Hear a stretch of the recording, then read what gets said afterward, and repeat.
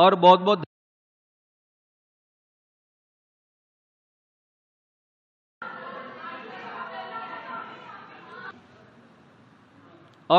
धन्यवाद आप लोगों को, क्योंकि आप लोग मेहनत करके आप लगातार सुबह से पढ़ रहे हो। लेकिन अब आज की एक्स्ट्रा क्लास है, हो सकता है कल भी ना लेनी पड़े, आज कंप्लीट हो जाएगा।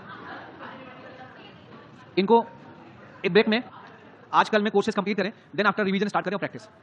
अच्छा, हम लोग amino acid and protein complete कर चुके हैं। Now it's time of carbohydrate. Carbohydrate को मुझे लिखने का समय मिल गया है, तो मैंने अपने से ही नोट्स काफी कुछ बना दिया, तो इतना ही आपको लिखना है जो मैंने लिख रखा।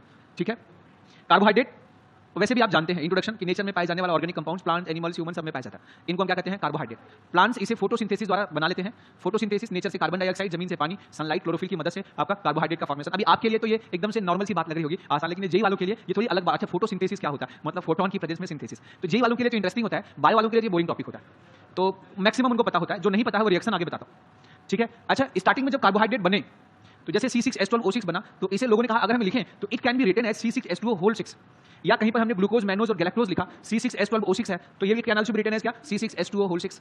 ऐसे सारे डाइसेकेराइड जो होते हैं, जैसे सुक्रोज है, मल्टोज है, लैक्टोज। अच्छा, जिस कंपाउंड के पीछे ओज लगा हो वो सब कार्बोहाइड्रेट में कहे जाते हैं। जैसे पप्पूओज कार्बोहाइड्रेट, समझ में आ गया? गप्पूओज तो क्या बोलेंगे? कार्बोहाइड्रेट। जेठोज कार्बोहाइड्रेट। ठीक है, आइए ओज कर दो तो कार्बोहाइड्रेट हो जाएगा। अच्छा, आ गया राइबोज। हाँ, बबीता ओज भी कर दो तो बबीता ओज भी कह सकते हैं। हाँ, ये भी। अच्छा, चुन चुन के आप एकदम चुन चुन के नाम लेते हैं, अंडमान निकोबार द्वीप में बैठे आनंद उठाते रहते हैं ना। इधर बातें नहीं, अब इधर माहौल खराब ना करें। राइबोज। अच्छा, in they are looking like hydrate of carbon, जैसे हम किसी मॉलिक्यूल में लिखते हैं। भैया पेन कहाँ फेंक दिया आपने? अच्छा अच्छा, तो जैसे किसी को लिखते हैं, अरे यार इतना छोटा हुआ है क्यों? ये किसके लिए बना रखा माइक? इतना छोटा टीचर कौन है? हाँ? अच्छा, हर क्लास में एक ही सर थोड़ी ना पढ़ाएंगे, थोड़ा कुछ लंबे वाले सर लोगों के लिए भी कुछ माइक बना दिया करिए ना। ठीक, तो चलो इधर। जैसे looking like hydrate of carbon, किसी के साथ में आप जैसे आप कहीं पे लिखते हैं ना, ये CXH2OY ऐसे कुछ लिखते हैं ना आप लोग, तो वो कार्बोहाइड्रेट। ये सी क्या जाता है? PXH2OY करके लिखते हैं। तो looking like hydrate of carbon, तो जो इसकी पुरानी डेफिनेशन थी वो यही बोल दिया गया। अच्छा, ये हाइड्रेट ऑफ कार्बन है, तो शुरू में बोला गया कि those compound which looks like hydrate of carbon या those compound which are hydrate of carbon उन्हें कहा जाएगा कार्बोहाइड्रेट। लेकिन इसकी डेफिनेशन तुरंत ही लोगों ने डिस्कार्ड कर दिया, थोड़े दिन बाद बहुत सारी कमियां निकाल के। कमी निकालने वाले होते हैं, आपको तो पता ही है। उन्होंने बोला देखो भैया, डीऑक्सीराइबोज कार्बोहाइड्रेट होता है, लेकिन उसमें ऑक्सीजन, यहाँ हाइड्रोजन और ऑक्सीजन का रेशियो इस प्रकार नहीं होता कि इसे हाइड्रेट हम लिख सके। जैसे आप देखो एसिटिक एसिड CH3COOH में क्या होता है? C2H4O2 होता है, इसे लिख सकते हैं C2H2O6। तो they are looking like hydrate of carbon but they are not carbohydrate. जैसे फॉर्मिक एसिड आपने लिखा, सॉरी ये फॉर्मल्डिहाइड होगा।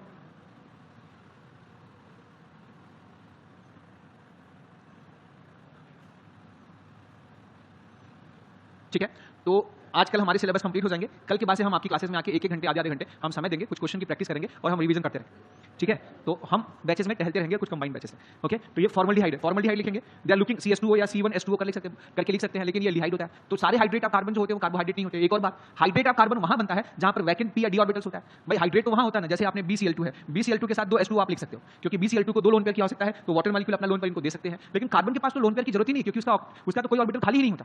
इसलिए हाइड्रेट ऑफ कार्बन लिखना यहाँ पर ठीक है नहीं होगा। तो हाइड्रेट ऑफ कार्बन लिखना यहाँ पर ठीक है नहीं, तो ओल्ड डिफिनेशन थी कि hydrate of carbon will be carbohydrate, ये फेल हो गया। फिर नई डिफिनेशन क्या दिया गया? नई डिफिनेशन जितने सारे बातें नहीं, यहीं पर पढ़ लो ताकि दोबारा पढ़ना ना पड़े, ध्यान से पढ़ लो। जिसने आपने बातें मत करो, जितने सारे कार्बोहाइड्रेट आप देखोगे ना, उसमें ढेर सारे हाइड्रोक्सी और मिलेंगे, और साथ में एल्डिहाइड कीटोन या तो फ्री अवस्था में मिलेंगे या तो साइक्लिक फॉर्म में मिलेंगे। आप जानते हैं एल्डिहाइड और कीटोन जो होते हैं, एल्डिहाइड और कीटोन का अगर हम अल्कोहल से रिएक्शन कराते हैं तो क्या बनता है? ये अल्कोहल के साथ रिएक्शन कराते हैं और 1:1 के रेशियो में। तो अल्कोहल का RO- और H+, अल्कोहल इसकी तरफ मूव करेगा, ये वाला बॉन्ड टूट के ऊपर जाएगा, और कार्बन से कौन जुड़ जाएगा? RO और H जुड़ जाएगा, O के साथ ये बन जाएगा OH, और OR एक ही कार्बन पे आ जाएगा, ये बन गया हेमी एसिटल। ये आपने पढ़ा है कि नहीं पढ़ा?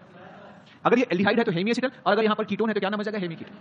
तो अल्कोहल और कीटोन अगर पास में होते हैं तो वह हेमी एसिटल या कीटल फॉर्म में रहते हैं, और ये रिएक्शन एक रिवर्सिबल प्रोसेस होता है। ये रिएक्शन क्या होता है? एक रिवर्सिबल प्रोसेस। ये रिवर्सिबल होता रहता है, मतलब जहां पर ये होगा वहां ये जरूर होगा, जहां ये होगा वहां पर ये पाया जाएगा। आया समझ? ऐसे किसी मॉलिक्यूल के अंदर मान लिया मॉलिक्यूल के अंदर एल्डिहाइड या कीटोन ग्रुप है, और उसी मॉलिक्यूल के दूसरे किनारे पर अल्कोहल ग्रुप है। तो अब ये दो अलग मॉलिक्यूल आपस में रिएक्शन करें, ऐसे अगर एक मॉलिक्यूल में दो किनारे पर यही ग्रुप है तो ये आपस में रिएक्ट कर लेंगे और साइक्लिक हेमी एसिटल कीटल का फॉर्मेशन हो जाता है। तो यहाँ पर देखो इनके रिएक्शन से ये RO- H पर प्लस है, ये O- यहाँ पर अटैक करेगा, यहाँ पर प्लस चार्ज है, यहाँ पर माइनस चार्ज है, और ये माइनस यहाँ से H+ को ले लेगा, और ये साइक्लिक कितने मेंबर रिंग बनेगा? काउंटिंग कर लो, 1 2 3 4 5 6। तो ऑक्सीजन को लेके 6 मेंबर का रिंग बन जाएगा। ऑक्सीजन को लेके 6 मेंबर का रिंग हमने बना दिया, जिसमें 1 2 3 4 5 और ऑक्सीजन 6।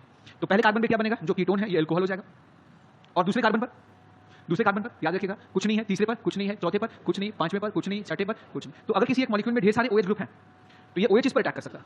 अच्छा, OH की अटैक, यहाँ पर काइडल कार्बन 0 है, OH के अटैक के बाद एक काइडल कार्बन का फॉर्मेशन होता है और काइडल कार्बन बनेगा तो ये नया काइडल कार्बन बना, तो ये R भी हो सकता है और S भी हो सकता है। तो जितने काइडल कार्बन यहाँ थे उससे अधिक यहाँ पर एक बन जाता है और इसके फिर उस काइडल कार्बन की वजह से 2 आइसोमर बनेंगे। ये OH जिस पर होगा वो कार्बन R भी हो सकता है और S भी हो सकता है, या ये OH वेज भी हो सकता है, या OH क्या हो सकता है, डैश भी हो सकता है, ऐसे।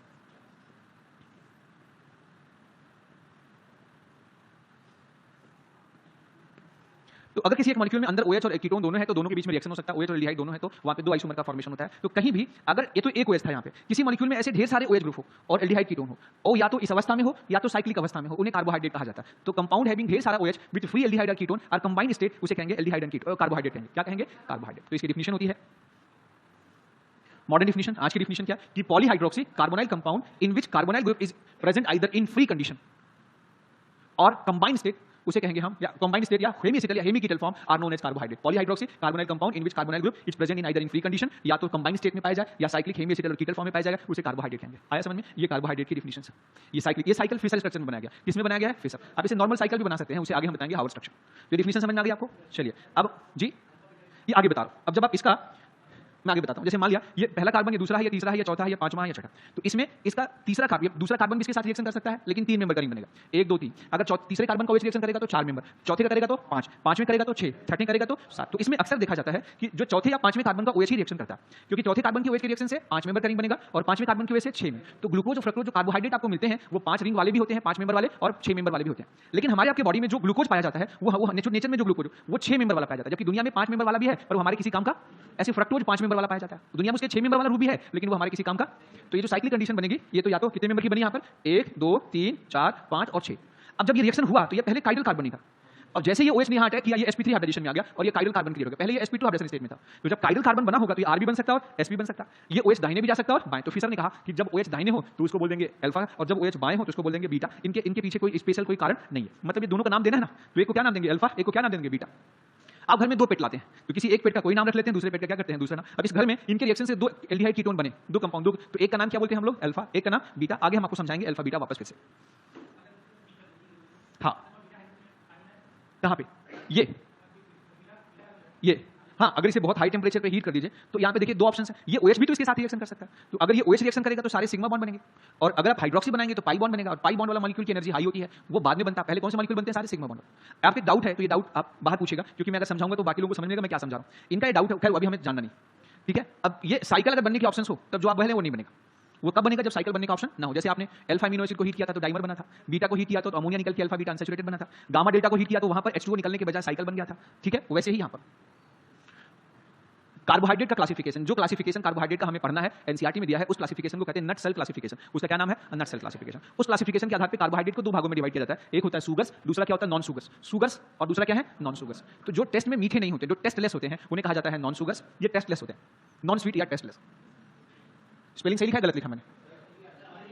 ई लिख दो बीच में, टेस्टीलेस है ना। अच्छा, तो याद रखना, तो नॉन शुगर ये टेस्टलेस होते हैं। इनमें कौन कौन आते हैं? सारे जो पॉलीसेकेराइड्स होते हैं। पॉलीसेकेराइड क्या होते हैं? छोटे छोटे कार्बोहाइड्रेट से बने जो मैक्रो मॉलिक्यूल्स होते हैं, जो लार्ज मॉलिक्यूल्स होते हैं, उन्हें पॉलीसेकेराइड कहा जाता है। अच्छा, पॉलीसेकेराइड जो होते हैं इनका अगर हम हाइड्रोलिसिस कर दें, जैसे इसमें हम पानी मिला दें और किसी कैटलिस्ट या H+ आयन की उपस्थिति में, तो ढेर सारे n नंबर ऑफ मोनोसेकेराइड बने। n नंबर ऑफ क्या बनेंगे? मोनोसेकेराइड। मोनोसेकेराइड मतलब स्मॉलर कार्बोहाइड्रेट, इनको पॉलीसेकेराइड कहा जाता है। तो बहुत सारे पॉलीसेकेराइड, और हमारे नेचर में हमारे काम के कौन कौन से हैं? ग्लाइकोजन, स्टार्च और सेलुलोज। हम किनके बारे में सीखेंगे? ग्लाइकोजन, स्टार्च और किसके बारे में? अच्छा, इनका नेचर ये कैसा होता है? ये एमार्फस पाउडर होते हैं, ये made up of more than 10 ढेर सारे मोनोमर से बने होते हैं, ठीक है।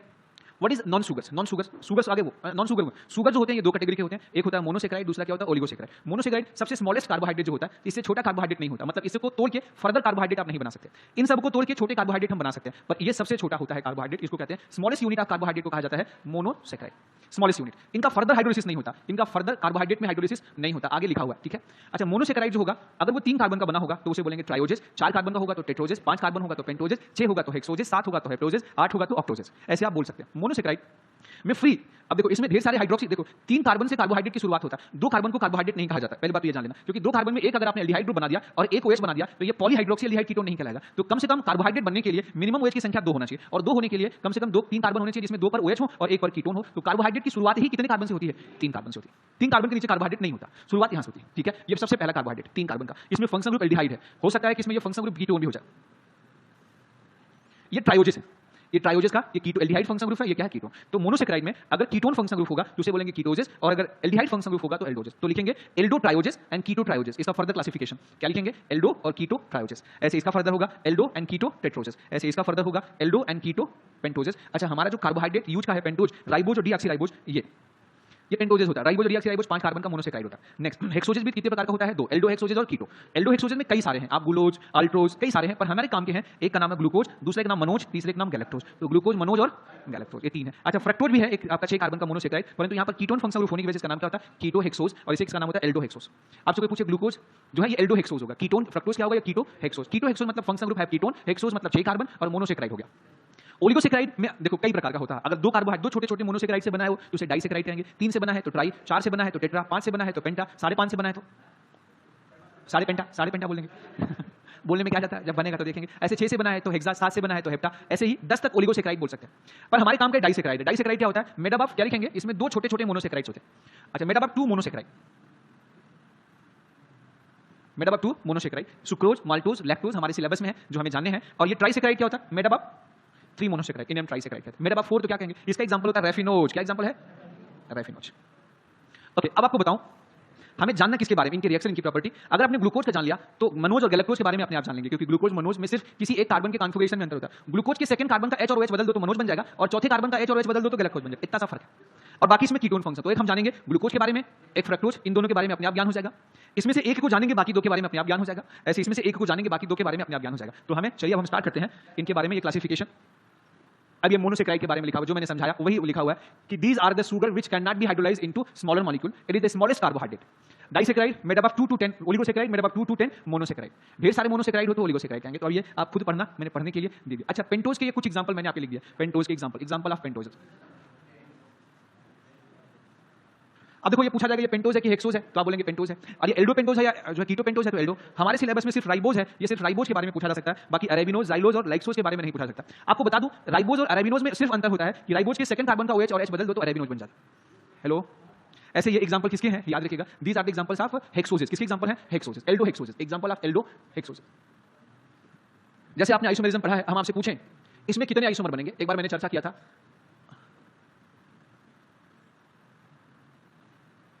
ये यहां पर ये काइडल कार्बन 1, ये दूसरा, ये तीसरा, ये चौथा।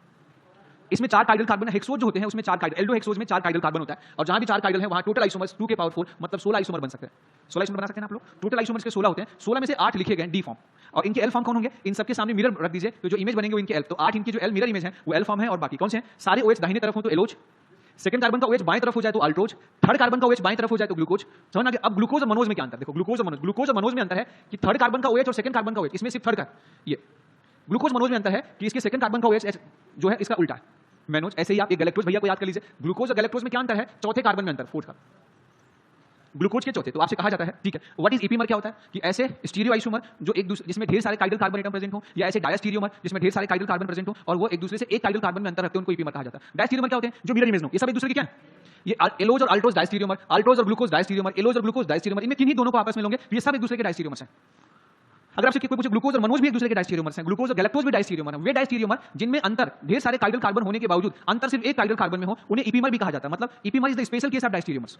आप कह सकते हैं कि all epimers are diastereomer, but all diastereomers are not epimers. पक्का या लिखेंगे epimer, a pair of diastereomer that differ only in configuration about a single carbon atom are said to be epimers. अब एग्जांपल है D+ glucose is epimer of, क्या लिखा है, D+ glucose is epimer of D+ mannose and D+ galactose. पक्का, इसमें ये लिखा जाता है जो मैनोज है वो ग्लूकोज का C2 इपीमर होता है। कौन सा होता है, C2 इपीमर, ये शायद मैंने पढ़ाया आपको। और जो ग्लूकोज और गैलेक्टोज होता है ये C4 इपीमर लिखा था। अब आपके एग्जाम में क्वेश्चन क्या पूछ सकता है कि C4 इपीमर ऑफ गैलेक्टोज इज, नाम होगा ग्लूकोज, ठीक है, C2 इपीमर of glucose is, C2 इपीमर of Manoj is glucose, vice versa. पक्का, क्या नहीं, प्लस माइनस याद करने की कोई आवश्यकता नहीं है, क्योंकि ये प्रैक्टिकल डेटा होते हैं, बिना प्रैक्टिकल के आप पता नहीं कर सकते। पर कैपिटल D कैपिटल L आप बता सकते हैं, कैपिटल D कैपिटल L आप बता सकते हैं।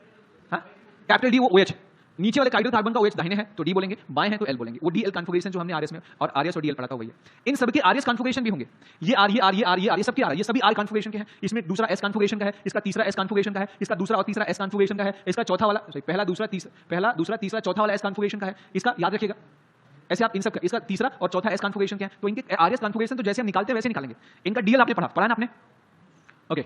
स्ट्रक्चर ऑफ ग्लूकोज, ग्लूकोज का स्ट्रक्चर हमारे सिलेबस में देखो, जो ग्लूकोज होता है पानी में वो हमेशा 3 रूपों में रहता है, 2 साइक्लिक फॉर्म और एक उसका ओपन चेन फॉर्म होता है। ग्लूकोज जो होता है इसके 2 रूप होते हैं, एक ओपन चेन और दूसरा साइक्लिक, और साइक्लिक में 2 फॉर्म होता है क्योंकि साइकिल में एक काइरल कार्बन बन जाता है, एक को बोलते हैं अल्फा डी ग्लूकोज और एक को क्या बोलते हैं बीटा। तो इन एक्वस सॉल्यूशन, इन जलीय सॉल्यूशन, इन पानी सॉल्यूशन, इन लो विद पानी, glucose exist in 3 isomeric form, D glucose, alpha D glucose and beta D glucose.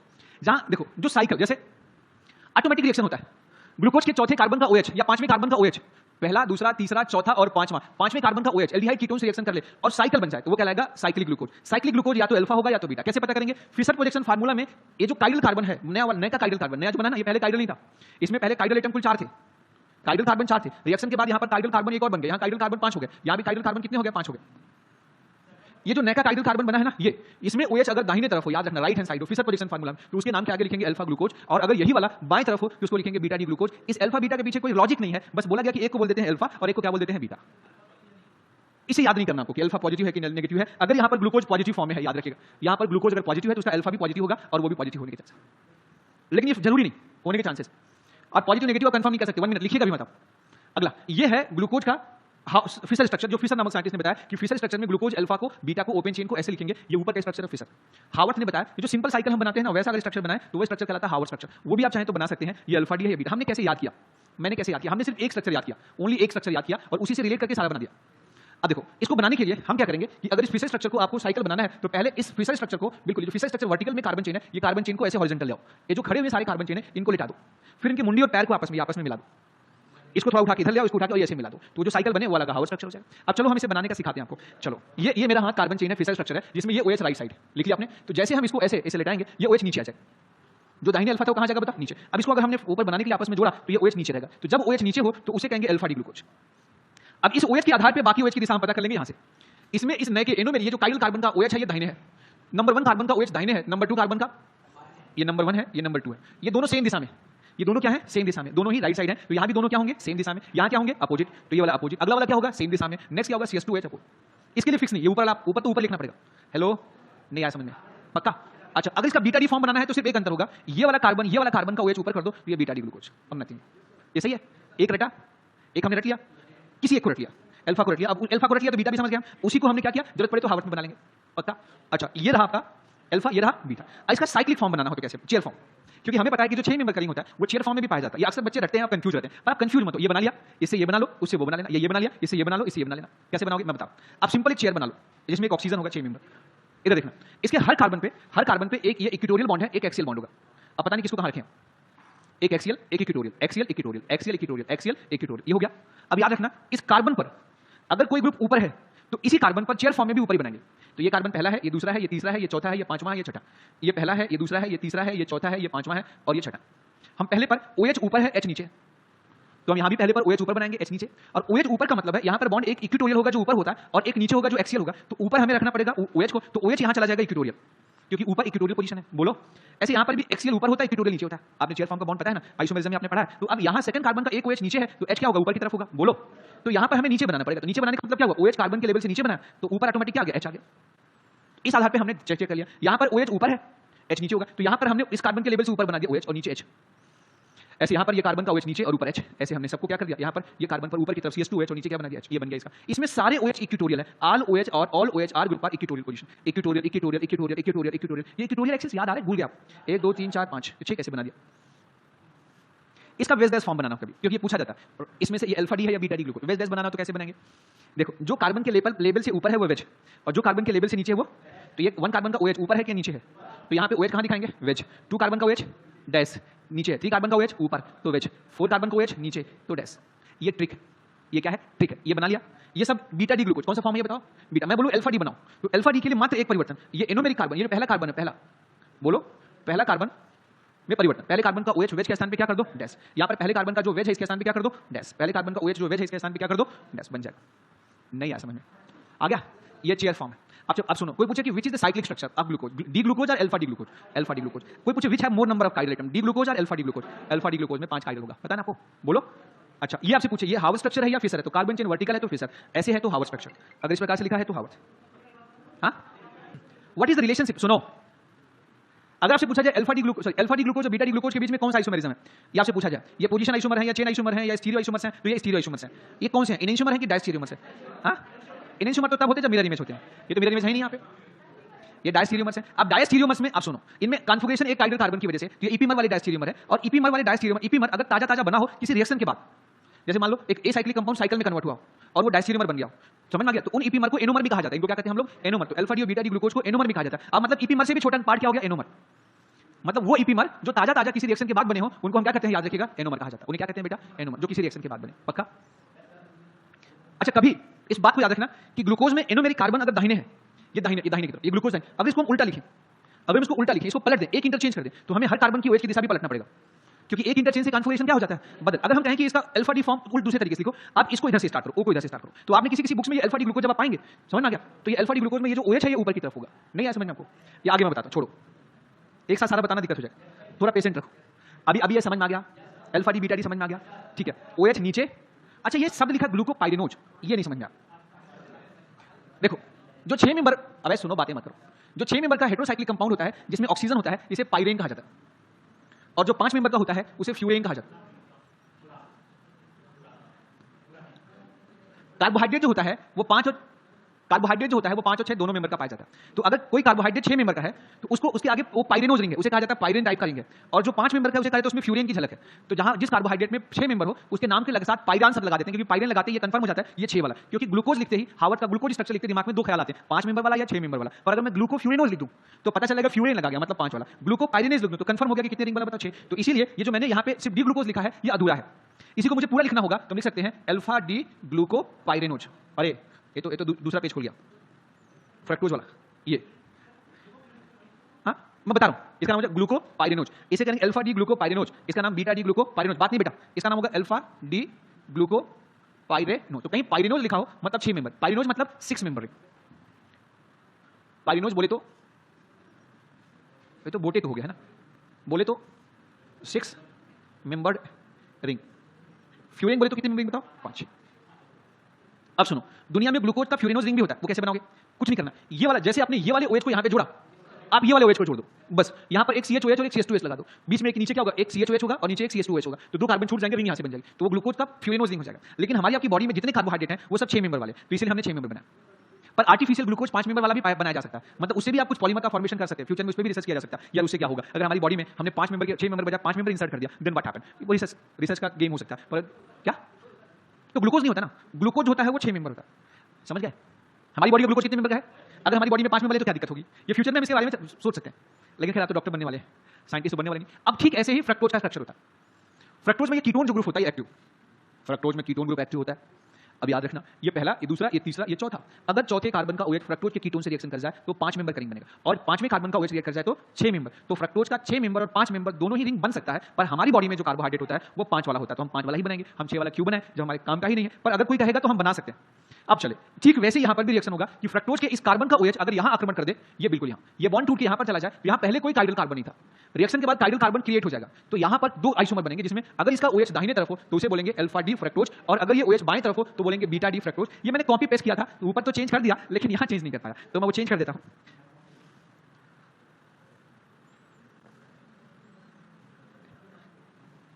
Actually 4, 5, 6 class के बाद, 6 क्लास मतलब 9 घंटे तो मैं क्लास में रहता हूं, और उसके बाद 6 घंटे 4 घंटे सोना भी पड़ता है, 2, 4, 5 घंटे सोना भी पड़ता है। फिर उसके बाद घंटा इसको बनाने के लिए ना थोड़ा 1-2 घंटे गेम वगैरह भी थोड़ा खेल लेना, एक्सरसाइज कर लेना या वॉक कर लेना, थोड़ा ये भी है। तो उसमें अब ये मौका मिलता है रात को, कभी 10 बजे बैठे तो 1-2 बज जाता, कॉपी पेस्ट में भूल जाता कहां ग्लूकोज है कहां फ्रक्टोज। तो इसका नाम होगा अल्फा डी, क्या लिखेंगे? फ्रक्टोज। आप इसका और क्लियर कट नाम लिख सकते हैं, क्योंकि ये 5 मेंबर है तो आप इसमें वो रिंग वाला शब्द भी इंट्रोड्यूस कर सकते हैं, तो आप लिखेंगे इसका क्या नाम लिखेंगे? Alpha D फ्रक्टोफ्यूरेनोज।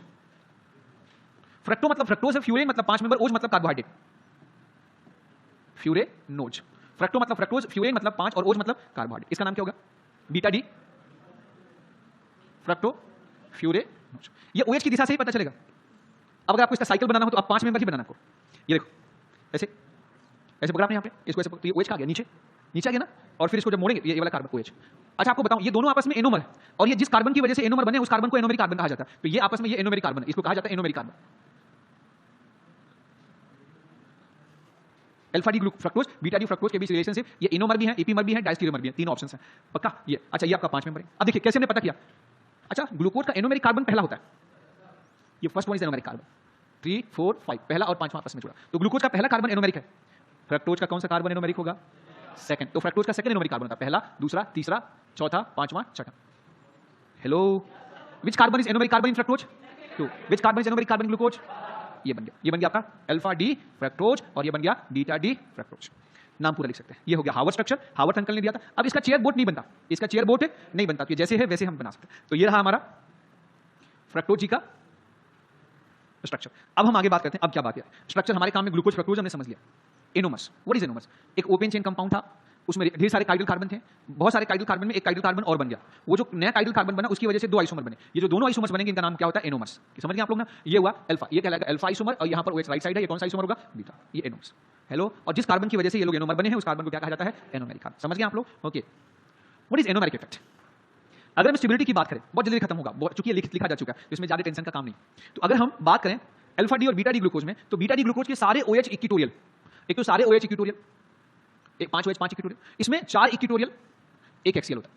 और जहां पर एक्सियल बॉन्ड होता है वहां स्टेबिलिटी क्या होती है? कम। तो अल्फा डी और बीटा डी में, अल्फा डी की स्टेबिलिटी जो होती है, अल्फा डी में OH नीचे होता है, बीटा डी में ऊपर होता है। तो अल्फा डी ग्लूकोज की स्टेबिलिटी बीटा डी से कम होती है। बीटा डी ज्यादा स्टेबल होता है, अल्फा डी कम होता है, ये याद रखना। इसीलिए इसकी मात्रा हमेशा मार्केट में ज्यादा मिलेगी, इसकी मात्रा कम। इसकी मात्रा होती है 63.8% और वो होता है 36%। कहीं भी इक्विलिब्रियम होगा क्योंकि वो ज्यादा स्टेबल है। तो अगर हम बात करें स्टेबिलिटी की, स्टेबिलिटी की, तो stability beta D glucose is more than alpha D glucose. But इसका एक और कारण, इसमें सारे बॉन्ड इक्विटोरियल। अब रीजन बताता हूं, एक और कारण बताता हूं। लेकिन अगर ये OH का H को रिप्लेस कर दे मिथाइल ग्रुप के साथ, कोई एल्काइल ग्रुप लगा दे, हाइड्रोजन हटा के कुछ भी लगा दे, कोई भी alkyl group, methyl, ethyl, propyl, butyl, benzene कुछ भी लगा दे, तो फिर उल्टा हो जाता है, अल्फा डी ज्यादा स्टेबल हो जाता है।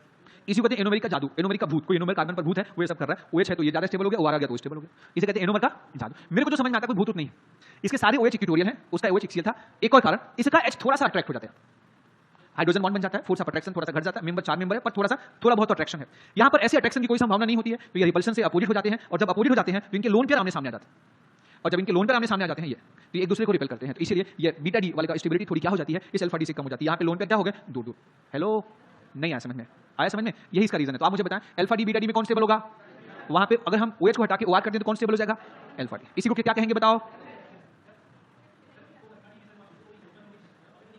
कहां पे? ये दूर होता है, ये दिख रहा है 3D, ये कहां? ये दूर होता है, बहुत दूर होता है चेयर फॉर्म में। ये अपोजिट डायरेक्शन होता है इससे। उधर से मतलब इधर से यहां, अगर देखो इधर से इधर देखना, अगर इधर से हाइड्रोजन बॉन्डिंग बना तो यहां भी बनेगा वहां भी बनेगा, फर्क नहीं पड़ेगा। यहां से बनाया तो यहां भी बनेगा वहां भी बनेगा, सेम इफेक्ट है। अंतर सिर्फ इधर से आएगा। इधर मोटका रोटेशन। व्हाट इज मोटका रोटेशन? अच्छा स्पेलिंग गलत है, mutarotation. Okay, mutarotation कहते हैं क्या? What is mutarotation? अगर आप मार्केट से 100 ग्राम, कहां है, कहां खोए हुए हैं आप?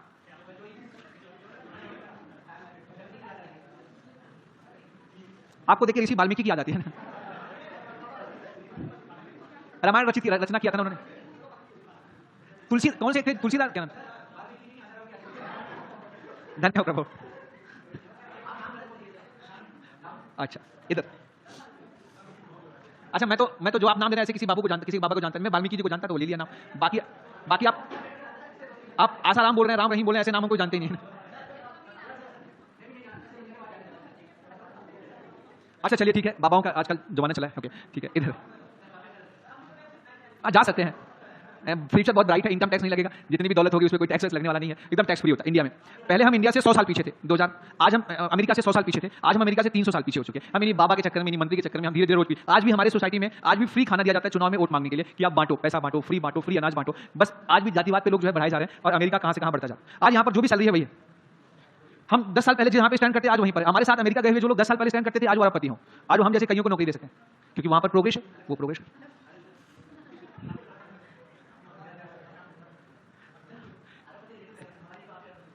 धन्यवाद, ये तो मेरे लिए। लेकिन एक चीज है, जैसे होता है ना, आज आपको कोई बीमारी होती है, जैसे बाई चांस भगवान करे, और किसी के पास बहुत पैसे है, तो हमारे यहाँ वो सुविधाएं नहीं है कि आप वो प्रॉपर इलाज करा सकें। लेकिन अमेरिका में हर बीमारी के इलाज की प्रॉपर सुविधा होती है। जनरली पेशेंट वहां पर जनरली लोग ठीक हो जाते हैं, पर वो उसके लिए पैसे चाहिए। अब आप लोग डॉक्टर बने तो कुछ हो, लेकिन वैसे खतरनाक डॉक्टर बनेंगे तो फिर कैसे काम चलेगा ना? अच्छा इधर माहौल थोड़ा जम गया है तो मैं 2 घूंट पी लेता हूं, ठीक है?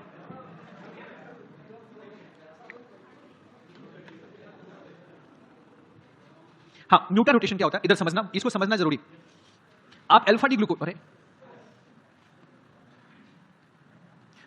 ग्लूकोज को फ्रेशली एकदम 100 प्योर अल्फा डी ग्लूकोज का 100% खरीदिए मार्केट से और उसमें पानी मिलाइए और तुरंत उसका स्पेसिफिक रोटेशन चेक करिए, ऑप्टिकल रोटेशन चेक करिए। तो अल्फा डी ग्लूकोज जो होता है, freshly prepared alpha D glucose जो होता है, वो ऑप्टिकल रोटेशन प्लस 112 डिग्री का दिखाता है। मतलब ये लाइट को क्लॉकवाइज डायरेक्शन में 112 डिग्री घुमाता है। ये डेक्स्ट्रो रोटेटरी होता है और लाइट को 112 डिग्री घुमाता है। इसी को एक घंटे बाद चेक करिए तो थोड़ा कम दिखाएगा, 2 घंटे बाद और कम, 1 दिन बाद और कम, और फाइनली एक वैल्यू पर आके रुक जाता है, वो प्लस 52.5 डिग्री पे आके रुक जाता है, फिर उसमें कांस्टेंट हो जाएगा। एक दिन बाद आप इसी बीकर में जिसमें आपने अल्फा डी, इधर देखो तो मैं पूछूंगा अल्फा डी ग्लूकोज में अगर आप समय के साथ छोड़ देंगे ना तो ये वैल्यू कांस्टेंट आके रुक जाएगी। तो एक दिन 2 दिन बाद कहां पे रुक जाएगी, प्लस 52 डिग्री पे आके रुक जाएगी ये थोड़े दिन बाद ऑटोमेटिक। ऐसे ही आप बीटा डी ग्लूकोज लीजिए मार्केट से, freshly prepared beta D glucose लीजिए साइक्लिक, इसका ऑप्टिकल रोटेशन प्लस 19 डिग्री होता है। इसमें पानी मिला के छोड़ दीजिए, एक दिन बाद चेक करिए, इसका ऑप्टिकल रोटेशन प्लस 52.5 डिग्री आएगा। समझ में आ गया? तो ये जो अल्फा डी और बीटा डी ग्लूकोज का स्पेसिफिक रोटेशन समय के साथ परिवर्तित हो रहा है, इसी को म्यूटा रोटेशन कहा जाता है। क्या कहते हैं बेटा? म्यूटा रोटेशन। नहीं, लेकिन आपको पूछा जब जाएगा दिमाग लगाना पड़ेगा, ठीक है? तो अगर अल्फा डी ग्लूकोज का स्पेसिफिक रोटेशन चेक करें तुरंत, freshly prepared alpha D glucose का स्पेसिफिक रोटेशन आता है प्लस 112, बीटा का आता है प्लस 19 डिग्री, लेकिन समय के साथ ये चेंज होकर के एक का घटता है, एक का बढ़ता है और ये वैल्यू 52.5 डिग्री पे आके रुक जाता है। अल्फा डी ग्लूकोज का स्पेसिफिक रोटेशन घट के 52 डिग्री पे पहुंच जाता है टाइम के साथ, और बीटा डी ग्लूकोज का स्पेसिफिक रोटेशन टाइम के साथ जो है ये बढ़ के क्या हो जाता है, 52 डिग्री पे पहुंच जाता है। ऐसा क्यों होता है मैं आपको बताऊं। ऐसा इसलिए होता है क्योंकि अल्फा डी ग्लूकोज जो प्योर है, जैसे उसमें आप पानी मिलाएंगे वो अपने आप बीटा डी ग्लूकोज में बदलने लगेगा अपने आप। और अल्फा डी ग्लूकोज को अगर आपने 100% मॉलिक्यूल लिया है या 1000 जो भी मॉलिक्यूल लिया है, तो अल्फा डी ग्लूकोज बचेंगे मात्र 36% एक दिन बाद, और उसमें से बन जाएंगे करीब 63.8% और 63.8% बीटा डी ग्लूकोज बन जाएगा। समझ में आ गया? और 0.2% ओपन चेन ग्लूकोज होता है। तो ये ग्लूकोज जैसे अल्फा डी ग्लूकोज है ना, एक दिन बाद इसमें दोनों और आ जाएंगे, ओपन वाला भी आ जाएगा, बीटा भी आ जाएगा। ऐसे इसको आप लेंगे, पानी मिलाएंगे तो बाकी 2 और जन मिलेंगे अपने आप। तो होगा क्या, पहले पूरी फैमिली लाइट को 112 डिग्री घुमा रही थी, अब फैमिली में 63 मॉलिक्यूल, लगभग 63 मॉलिक्यूल वो लाइट को 19 डिग्री घुमा रहे हैं, और बाकी 36 मॉलिक्यूल लाइट को 112 डिग्री घुमा रहे हैं। तो जो वैल्यू आती है वो एवरेज वैल्यू क्या आ जाती है, घट जाती है। इसका बीटा डी ग्लूकोज में 100% सभी 19 डिग्री घुमा रहे थे, फिर जैसे पानी मिला दिया उसमें करीब 36% मॉलिक्यूल 112 डिग्री घुमाना स्टार्ट कर दिया, तो 36% की वजह से इसका रोटेशन बढ़ेगा ना, वो बढ़ के कहां पर पहुंच जाएगा, 52.5 डिग्री पे। तो किसी भी मॉलिक्यूल में अगर इस प्रकार से चेंज आता है कि पानी मिलाते ही समय के साथ उसका स्पेसिफिक रोटेशन चेंज हो, तो उसे कहते हैं म्यूटा रोटेशन। अब समस्या है ये म्यूटा रोटेशन कैसे होता है, कहां होगा, अब कैसे होता है, क्यों होता है, मैं आपको बताऊं। ये मतलब ये फिक्स होता है, अल्फा डी ग्लूकोज होता है इक्विलिब्रियम में। अभी आगे बताओ, ये समझ में आने वाला रीजन, इसको पहले पढ़ लो फिर मैं रीजन बताता हूं। When pure alpha D glucose is dissolved in water, its specific rotation is found to be plus 112 degree. However, the specific rotation of the solution decreases, ultimately reaches to the stable value of 52.5 degree. When beta D glucose is dissolved in water, it has specific rotation 19 degree. The specific rotation of the solution increases up to and with time and also to 52.5 degree. This change in optical rotation with time is called muta rotation. It is caused, ये क्यों होता है, reason इसका देखो, it is caused by the conversion of alpha and beta D glucose enomer into equilibrium. मतलब alpha D और beta D glucose equilibrium में आ जाता है। मैं ये लिखा हुआ समझ में नहीं आएगा, ये देखो हाँ कैसे होता है मैं बताऊं। देखो ये हेमिस्फेरिकल बॉन्ड है, एक कार्बन पे OH, आपने देखा था ना, ये आपने पढ़ा था ना, ये इक्विलिब्रियम होता है कि नहीं होता, ये इक्विलिब्रियम होता है कि नहीं होता। ये वाला मॉलिक्यूल हो या ये वाला मॉलिक्यूल हो, इसमें बदलता है कि नहीं बदलता, फिर ये वापस जब रिटर्न आएगा तो दोनों में बदल जाएगा। देखो ऐसे समझो, अरे मैं समझा लूंगा, एक बार हमारी तरफ तवज्जो दो। ये कौन सा बॉन्ड है बताओ, ईथर पे कौन सा ग्रुप जुड़ा, OH। इस बॉन्ड को कौन सा बॉन्ड कहते हैं, हेमी एसिटल लिंकेज। आपने ऐसा पढ़ा ना कहीं पर, ईथर, ये तुरंत ये वाला बॉन्ड टूट के ऊपर जाएगा और OH से H निकल जाएगा, यहाँ कार्बन का प्लस O का माइनस डबल बॉन्ड बना लेगा और ये H आके यहाँ पे जुड़ जाएगा। तो वही वाली कहानी यहाँ पर हुई, ये वाला बॉन्ड टूट के ऊपर गया, पानी में डालते, ये अपने आप नहीं टूटा, जब इसमें पानी में मिलाओगे, एसिड में मिलाओगे, बेस में मिलाओगे तो ऐसा होगा। पानी में जाते ये बॉन्ड टूटा, यहाँ पर प्लस आया, फिर यहाँ से H निकला, यहाँ माइनस आया, इनके बीच में क्या बन गया, बॉन्ड, समझ में आ गया, और ये OH हो गया। लेकिन ये एल्डिहाइड कीटोन बन गया और ये ओपन चेन ग्लूकोज बन गया, ये ओपन चेन ग्लूकोज बन गया। ये ओपन चेन ग्लूकोज बहुत देर तक इस रूप में नहीं रहेगा, ये फिर से इस पर अटैक करेगा वापस। अब जब ये इस पर फिर से अटैक करेगा तो यहाँ फिर से काइडल कार्बन बनेगा। अब काइडल कार्बन में अल्फा भी बन सकता है बीटा, तो कुछ केस में ये रिटर्न चला जाएगा और कुछ केस में ये इधर चला जाएगा। काइडल कार्बन बनेगी नहीं बनेगी बताओ, तो ये OH ऊपर भी जा सकता है, OH नीचे भी आ सकता है, तो OH ऊपर चला गया तो बीटा डी बन गया। तो जहां अल्फा डी होगा पानी में डालोगे तो अपने आप ओपन चेन बनेगा और बीटा डी भी बन जाएगा, और एक समय बाद इक्विलिब्रियम में आ जाएंगे। इसका अल्फा डी रहता है 36%, बीटा डी रहता है 63%, क्योंकि बीटा डी ज्यादा स्टेबल होता है, और इसका ओपन चेन 0.2%। ये कभी भी अल्फा डी का आप कोई भी मॉलिक्यूल ले लो, आप जब भी पानी में मिलाओगे ये रेशियो फिक्स हो जाएगा, ये तीनों पाए जाएंगे। आप इसको पानी में मिला दो, ये तीनों पाए जाएंगे। ऐसे आप देखिए इसके जो मॉलिक्यूल इसमें कन्वर्ट हो गए उसकी वजह से तो इसका रोटेशन घट जाएगा ना। ऐसे यहाँ पर इसको पानी में मिलाया, रिंग यहाँ से खुल गई, ये OH का यहाँ से H निकल गया, ये H यहाँ पर जुड़ के ओपन चेन कन्वर्ट हो गया। अब जब ये वापस कंबाइन होगा तो दोनों बनेंगे ना। ये जो आपने पढ़ा था ना बेटा, ये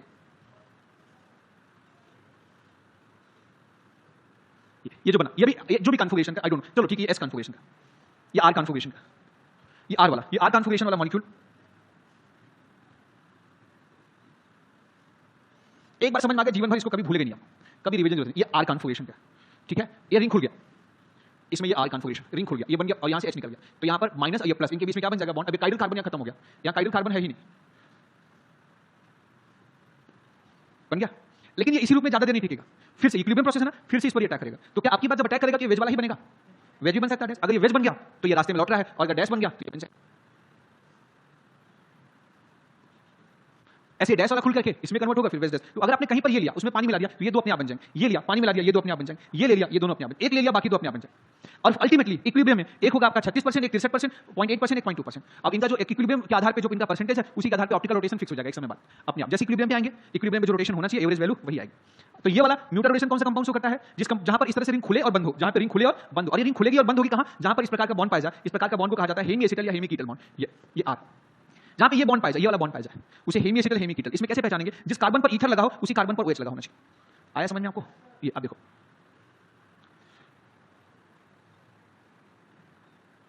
ये समझ गए रीजन? बोलो इक्विलिब्रियम में क्या होगा?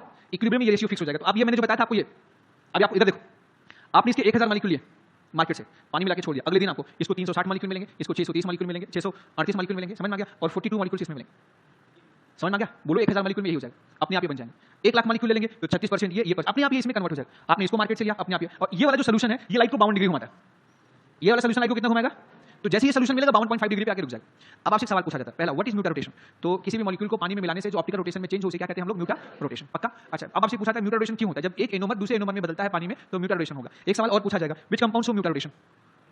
जहां पर ऐसा बॉन्ड पाया जाए, ये वाला बॉन्ड। एक कार्बन पर ईथर हो, ईथर वाले कार्बन पर क्या हो? OH, वहां पर म्यूटर रोटेशन होगा। इस बॉन्ड का नाम क्या होगा? इस बॉन्ड को हम बोल सकते हैं हेमी एसिटल या हेमी कीटल। अच्छा सुनो, अगर ये H नहीं होता, जैसे ये भी ईथर होता, ये भी ईथर होता, तो इसको कहा जाता है एसिटल, हेमी नहीं, इसका नाम होता है एसिटल या कीटल। जहां पर ये बॉन्ड होगा, वो कभी भी म्यूटर रोटेशन होगी, वो रिंग खुलेगी नहीं। क्यों नहीं खुलेगी? क्योंकि यहां पर एसिडिक हाइड्रोजन है नहीं। ये रिंग खोलने के लिए ये वाला बॉन्ड टूटना जरूरी है। आया समझ में आपको? तो ये सिर्फ जहां पे आपको ध्यान रहे, कार्बोहाइड्रेट में ईथर जिस कार्बन से जुड़ा है उस पर OH ढूंढो। अगर OH है तो वो म्यूटर रोटेशन शो करेगा। अब जैसे मैं आपसे सवाल करूं, देखो ये ग्लूकोज, ये फ्रक्टोज, म्यूटर रोटेशन शो करेगा कि नहीं करेगा? ईथर जिस कार्बन पे है उस कार्बन पर OH है, शो करेगा। ईथर जिस कार्बन पर है उस कार्बन पे OH है, ये शो करेगा म्यूटर रोटेशन। इससे पहले आप देखो, ये ग्लूकोज, ईथर जिस कार्बन पर है उस पे OH है, ये म्यूटर रोटेशन क्या करेगा? शो करेगा। अगर ये OH के स्थान पे OR होता तो नहीं शो करता। पक्का? ओह, अच्छा सुनो एक और बात, जहां पे ऐसा बॉन्ड होगा, हाँ सुनो पहले से सुन लो, जहां पे ऐसा बॉन्ड होगा वहां एल्डिहाइड भी बनेगा। क्या बनेगा? क्योंकि ऐसा अगर कहीं पर बॉन्ड होगा, ऐसा बॉन्ड होगा तो फ्री एल्डिहाइड बनेगा नहीं बनेगा? और ऐसा कंपाउंड अगर है तो वहां पर एल्डिहाइड भी 0.2% मात्रा में पाए जाएंगे। और ये Tollens agent, Fehling solution, Benedict solution सबके साथ रिएक्शन करके खुद ऑक्सीडाइज होंगे, उनको रिड्यूस कहा जाता है। तो रिड्यूस करेंगे, ऐसे शुगर को कहा जाएगा रिड्यूसिंग शुगर। तो ग्लूकोज, फ्रक्टोज, ये लोग हमेशा Tollens agent, Fehling solution, Benedict solution को क्या करते हैं? रिड्यूस करते हैं, इसलिए इनको रिड्यूसिंग शुगर कहा जाता है। और जो रिड्यूस नहीं करेंगे वो नॉन रिड्यूसिंग शुगर। अच्छा, जो भी रिड्यूसिंग शुगर होता है वो सब म्यूटर रोटेशन शो करते हैं, या जो म्यूटर रोटेशन शो करता है वो सबको रिड्यूसिंग शुगर कहा जाता है। आगे मैं आपको पढ़ाऊंगा।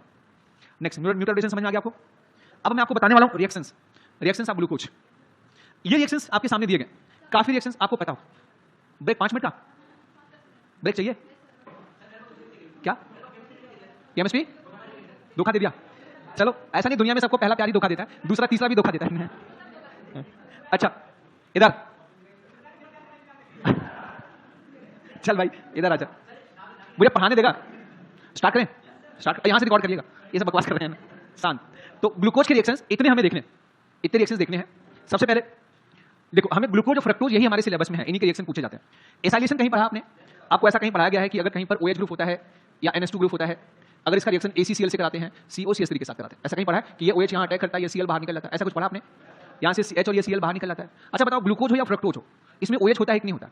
होता है। तो जब आप ACCl या एसिटिक एनाइड्राइड, ACCl को हम ACCl भी लिख सकते हैं, या इसके स्थान पे एसिटिक एनाइड्राइड भी ले सकते हैं। तो एसिटिक एनाइड्राइड ले लो, ACCl ले लो, जितने सारे OH हैं वहां पर एसाइल ग्रुप लग जाएंगे, और जितने एसाइल ग्रुप लगेंगे इनका वजन एक एसाइल ग्रुप के लगने पर 42 यूनिट बढ़ेगा। तो उस यूनिट के आधार पर पता कर सकते हैं। तो ग्लूकोज में वजन जो होता है, मतलब ग्लूकोज में 5 OH होता है, तो सारे OH में एसाइल ग्रुप लग जाएंगे, तो बन जाएगा ग्लूकोज पेंटा एसिटेट, या पेंटा एसिटिल ग्लूकोज, या ग्लूकोज पेंटा एसिटेट। बोलो तो पेंटा। अच्छा फ्रक्टोज लोगे तो फ्रक्टोज में भी फ्रक्टोज पेंटा एसिटेट बन जाएगा। बोलो चलो। अच्छा, पेंटा एसिटेट बनाने से हमें यह पता चलता है, पेंटा एसिटेट बनाने से हमें यह पता चलता है कि ग्लूकोज और फ्रक्टोज जो होते हैं उनमें 5 OH पाए जाते हैं। कितने OH पाए जाते हैं? 5। अगला रिएक्शन हमारे काम का नहीं, चलो फिर भी मैं आपको बता ही देता हूं। देखो बता दूं, देखो ग्लूकोज के सॉल्यूशन का जब हम एसाइलेशन करते हैं, ग्लूकोज के सॉल्यूशन का एसाइलेशन करते हैं, ये ग्लूकोज, ये ऐसा थोड़ा कम अच्छा लगता है तो मैं ये वाला बना देता हूं, इसमें थोड़ा फील अच्छा आता है, इसमें थोड़ा फील अच्छा आता है। तो इसका जब पेंटा एसिटेट का एसाइलेशन कर दिया गया और फिर उसमें टेस्ट किया गया, उसका टॉलेंस टेस्ट किया गया, या फेलिंग टेस्ट किया गया, और बेनेडिक्ट टेस्ट किया गया, सिप टेस्ट किया गया, और बाइसल्फाइड टेस्ट। अगर हमने ग्लूकोज में ये सारे टेस्ट किया, ये सारे टेस्ट, ये जो सारे टेस्ट लिखे गए, ये सारे टेस्ट ग्लूकोज के जो है पॉजिटिव मिले, सब पॉजिटिव देता है। ग्लूकोज पॉजिटिव देता है, क्यों? क्योंकि ग्लूकोज ओपन चेन एल्डिहाइड में भी कन्वर्ट होता है। लेकिन जैसे इसका पेंटा एसिटेट बना देंगे, इसका एसाइलेशन कर देंगे, तो इसके हर पोजीशन पे क्या आ जाएगा? अगर आप इसका रिएक्शन ACCl लगा दीजिए तो इसके हर पोजीशन पे एसाइल ग्रुप आ जाएगा। ओए धोखा हो गया, स्कैम। लेकिन हमें भी बचपन में मम्मी ने सिखाई दिया है कि उल्टे को सीधा कैसे करते हैं ना। मम्मी बोलती थी बचपन में, मैं तो ये मत करना, ये दूध मत पीना, ये दूध तेरे लिए नहीं, बहुत टेस्टी दूध है, तू मत पीना, ये दूध किसी और के। तुरंत उठा के आदमी पी लेता था। ये खाना किसी और के लिए, तेरे को नहीं खाना है, ना ना ना तू खाना नहीं, तेरे लिए घटिया सा खाना रखा वहां पे, खाना तुरंत वाला खाना खा लेते थे। तो उल्टा ये बोल कर क्या बोलती थी, क्या बोलती थी, खाना हो तो नहीं तो भाड़ में जाओ। खाना है तो खाओ, नहीं भाड़ में जाओ। अच्छा नहीं, ये एक एज के बाद होता, मतलब जब 9th 10th में पहुंच जाते हैं, जब आप नहीं सुनते, बार बार बुलाने के बाद कि खा लो, तब ये शब्द आता। लेकिन जब आप बचपन में 1 2 में रहेंगे तब की मैं बात कर रहा हूं, 1 2 3 4 के रहेंगे तब। ओके, ये अगर इसका एसाइलेशन कर दें तो यहां पर ये COOCH3 ग्रुप आ जाए ऐसे, एसाइल OAC, ये OAC ओवैसी नहीं, OAC है। ये लोग खतरनाक नहीं था, ये बन गया। अच्छा ये आपका बन गया, सॉरी किसी का नाम नहीं लेना चाहिए, ये बन गया ग्लूकोज पेंटाएसिटेट। अबे सुनो, ग्लूकोज पेंटाएसिटेट जो बन गया, ये सारे टेस्ट नेगेटिव देता। बोलो क्यों? अबे बोलो क्यों, रीजन तुम्हें बताना, तुम्हें क्यों नहीं बोलना। हाँ, क्योंकि यहाँ हेमिएसिटल ग्रुप नहीं प्रेजेंट है, यहाँ हेमिएसिटल या कीटल ग्रुप जिससे रिंग खुलती है, यहाँ पर ये रिंग खुलती रहेगी। तो इस केस में ओपन चेन ग्लूकोज बनता रहेगा और ओपन चेन ग्लूकोज से ये सारे जलवे दिखाएगा। लेकिन यहाँ पर ओपन चेन ग्लूकोज है, तो आज ग्लूकोज कब एसाइलेशन के बाद, पेंटा एसाइलेशन के बाद, जब इसका टॉलिंस, फेलिंग, बेनेडिक्ट, सिप, इन सारे नेगेटिव टेस्ट का देना इस बात की तरफ इशारा करता है कि ग्लूकोज के मोस्ट ऑफ द मॉलिक्यूल वो साइक्लिक हेमिएसिटल फॉर्म में पाए जाते हैं। ओपन चेन कम पाया जाता है, क्योंकि अगर ओपन चेन ज्यादा होता तो एल्डिहाइड फ्री होता, एल्डिहाइड होता तो ये सारे जलवे दिखाता। आया समझ में आपको? तो कोई आपसे पूछे कि glucose penta acetate Fehling test, Benedict test देगा कि नहीं देगा, तो ग्लूकोज पेंटा एसिटेट नहीं देगा, ग्लूकोज देगा कि नहीं देगा, ग्लूकोज देगा, क्योंकि ग्लूकोज जो होगा वो ओपन चेन ग्लूकोज में कन्वर्ट हो सकता है। पक्का? अच्छा, reaction with red phosphorus HI पढ़ा आपने? मैंने सुना ये सबको साफ करके हाइड्रोकार्बन बना देता, एल्केन। तो जितने कार्बन हैं सब रिड्यूस हो जाएंगे, ऑक्सीजन हटके हेक्सेन बन जाएगा। ऐसे फ्रक्टोज में भी क्या बन जाता है, हेक्सेन। पढ़ा है कि नहीं पढ़ा आपने? ये हो चुका है। अच्छा, हाइड्रोजन साइनाइड के साथ रिएक्शन कराएं तो हाइड्रोजन साइनाइड से रिएक्शन कराते हैं तो H+ और Cl- बनता है कि नहीं बनता? ये एल्डिहाइड कीटोन वाला बॉन्ड टूटेगा, O जुड़ जाएगा, H के साथ Cn जुड़ जाएगा यहाँ पर, और ये बन जाता ग्लूकोज के केस में ग्लूकोज साइनोहाइड्राजीन और फ्रक्टोज के केस में फ्रक्टोज साइनोहाइड्रीन। हेलो, अच्छा, ग्लूकोज और फ्रक्टोज का साइनोहाइड्रीन से रिएक्शन इस बात की तरफ इशारा करता है कि ग्लूकोज और फ्रक्टोज में एल्डिहाइड कीटोन पाए जाते हैं। पक्का? अच्छा, ग्लूकोज का रेड फास्फोरस एचआई से रिएक्शन के बाद 6 कार्बन का हेक्सेन बनाना ये बताता है कि ग्लूकोज एक एसाइक्लिक मॉलिक्यूल है और जिसमें 6 कार्बन एक लाइन में लगे हुए हैं, मतलब 6 कार्बन लीनियरली लगे हुए हैं। बोलो क्या बात है। हाँ, एसिटाइलेशन से समझ में आता है कि ग्लूकोज में कितने OH हैं। एसिटाइलेशन, बेंजोइलेशन ये सब बताता है कि कितने OH हैं, NH2 हैं। नेक्स्ट, इधर रिएक्शन विद हाइड्रोक्सिलेमाइन। तो अगर हम ग्लूकोज का हाइड्रोक्सिलेमाइन के साथ रिएक्शन करते हैं तो ऐसा आपने सुना होगा कि एल्डिहाइड कीटोन का अमोनिया डेरिवेटिव के साथ रिएक्शन कराते हैं तो यहां से H2, यहां से ऑक्सीजन बाहर निकल जाता है और ये कार्बन नाइट्रोजन आपस में डबल बॉन्ड से जुड़ जाता है। ये Z के स्थान पे H भी हो सकता है, R भी हो सकता है और इस एटसेट्रा 2,4-DNP भी हो सकता है, जो ब्रैडी रिएजेंट होता है, ऑरेंज कलर का कंपाउंड बनाता है। इस रिएक्शन से पता चलता है कि इसमें एल्डिहाइड कीटोन पाए जाते हैं। हाइड्रोजन साइनाइड से भी एल्डिहाइड कीटोन का इशारा होता है। समझ में आ गया? एक हाइड्रोजन साइनाइड से एक एल्डिहाइड कीटोन का इशारा होता है। पेंटा एसाइलेशन से 5 OH का अंदाजा लगता है और रेड फास्फोरस एचआई से 6 कार्बन पता चलता है। तो 6 कार्बन में 5 OH, एक एल्डिहाइड, मतलब ये हम स्ट्रक्चर की तरफ बढ़ रहे हैं, ये ग्लूकोज कैसा होता होगा। ठीक है, ऐसे फ्रक्टोज में भी यही काम होता है, हाइड्रोक्सिलेमाइन बनता है। नाम क्या लेंगे? ग्लूकोज से बनेगा ग्लूकोज ऑक्साइन और फ्रक्टोज से क्या बनेगा? फ्रक्टोसाजाइन, फ्रक्टोज ऑक्साइन। क्या नहीं, एसिटाइलेशन OH के साथ होता है, एसाइलेशन किसके साथ होता है? हाँ, उसमें भी 5 ही OH है, क्योंकि एक OH रिंग में भाग लिया है, एक OH बना है। केमिस्ट्री कहती है आओ देख के बताएं। 1 2 3 4 5, इसमें भी ओपन चेन होगा तो 5 और साइक्लिक होगा तो भी 5।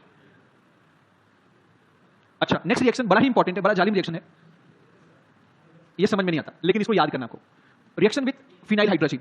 देखो, किसी में एल्डिहाइड कीटोन ग्रुप होता है तो उसमें सिर्फ क्या बनता है? ओसाजोन। एल्डिहाइड कीटोन होता है तो क्या बनता है? एल्डिहाइड कीटोन के साथ हाइड्रोजन का रिएक्शन कराते हैं तो हाइड्रोजोन बनता है। फिनाइल हाइड्रोजन से फिनाइल हाइड्रोजन, तो ग्लूकोज से रिएक्शन कराते हैं फ्रक्टोज से तो ग्लूकोज फिनाइल हाइड्रोजन और फ्रक्टोज फिनाइल हाइड्रोजन बनना चाहिए। इसमें थोड़ा सा अलग होता है कि इसमें जो ग्लूकोज के साथ फिनाइल हाइड्रोजन का रिएक्शन कराते हैं तो इसे बनता है ग्लूकोसाजोन। क्या बनता है? ग्लूकोसाजोन, ओसाजोन बनता है। ये ओसाजोन कैसा होता है मैं आपको बता दूं। इसमें ये पहला मॉलिक्यूल, ये ग्लूकोज है ना, ग्लूकोज कैसा लिखा होगा? ये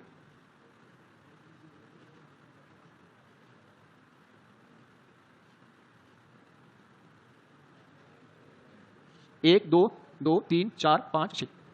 अगर हम डी ग्लूकोज का रिएक्शन कराते हैं फिनाइल हाइड्रोजीन के साथ तो 3 फिनाइल हाइड्रोजीन के मॉलिक्यूल ग्लूकोज पे यूज होते हैं और इसके पहला और दूसरा कार्बन, सिर्फ पहला और दूसरा कार्बन पे रिएक्शन होता है।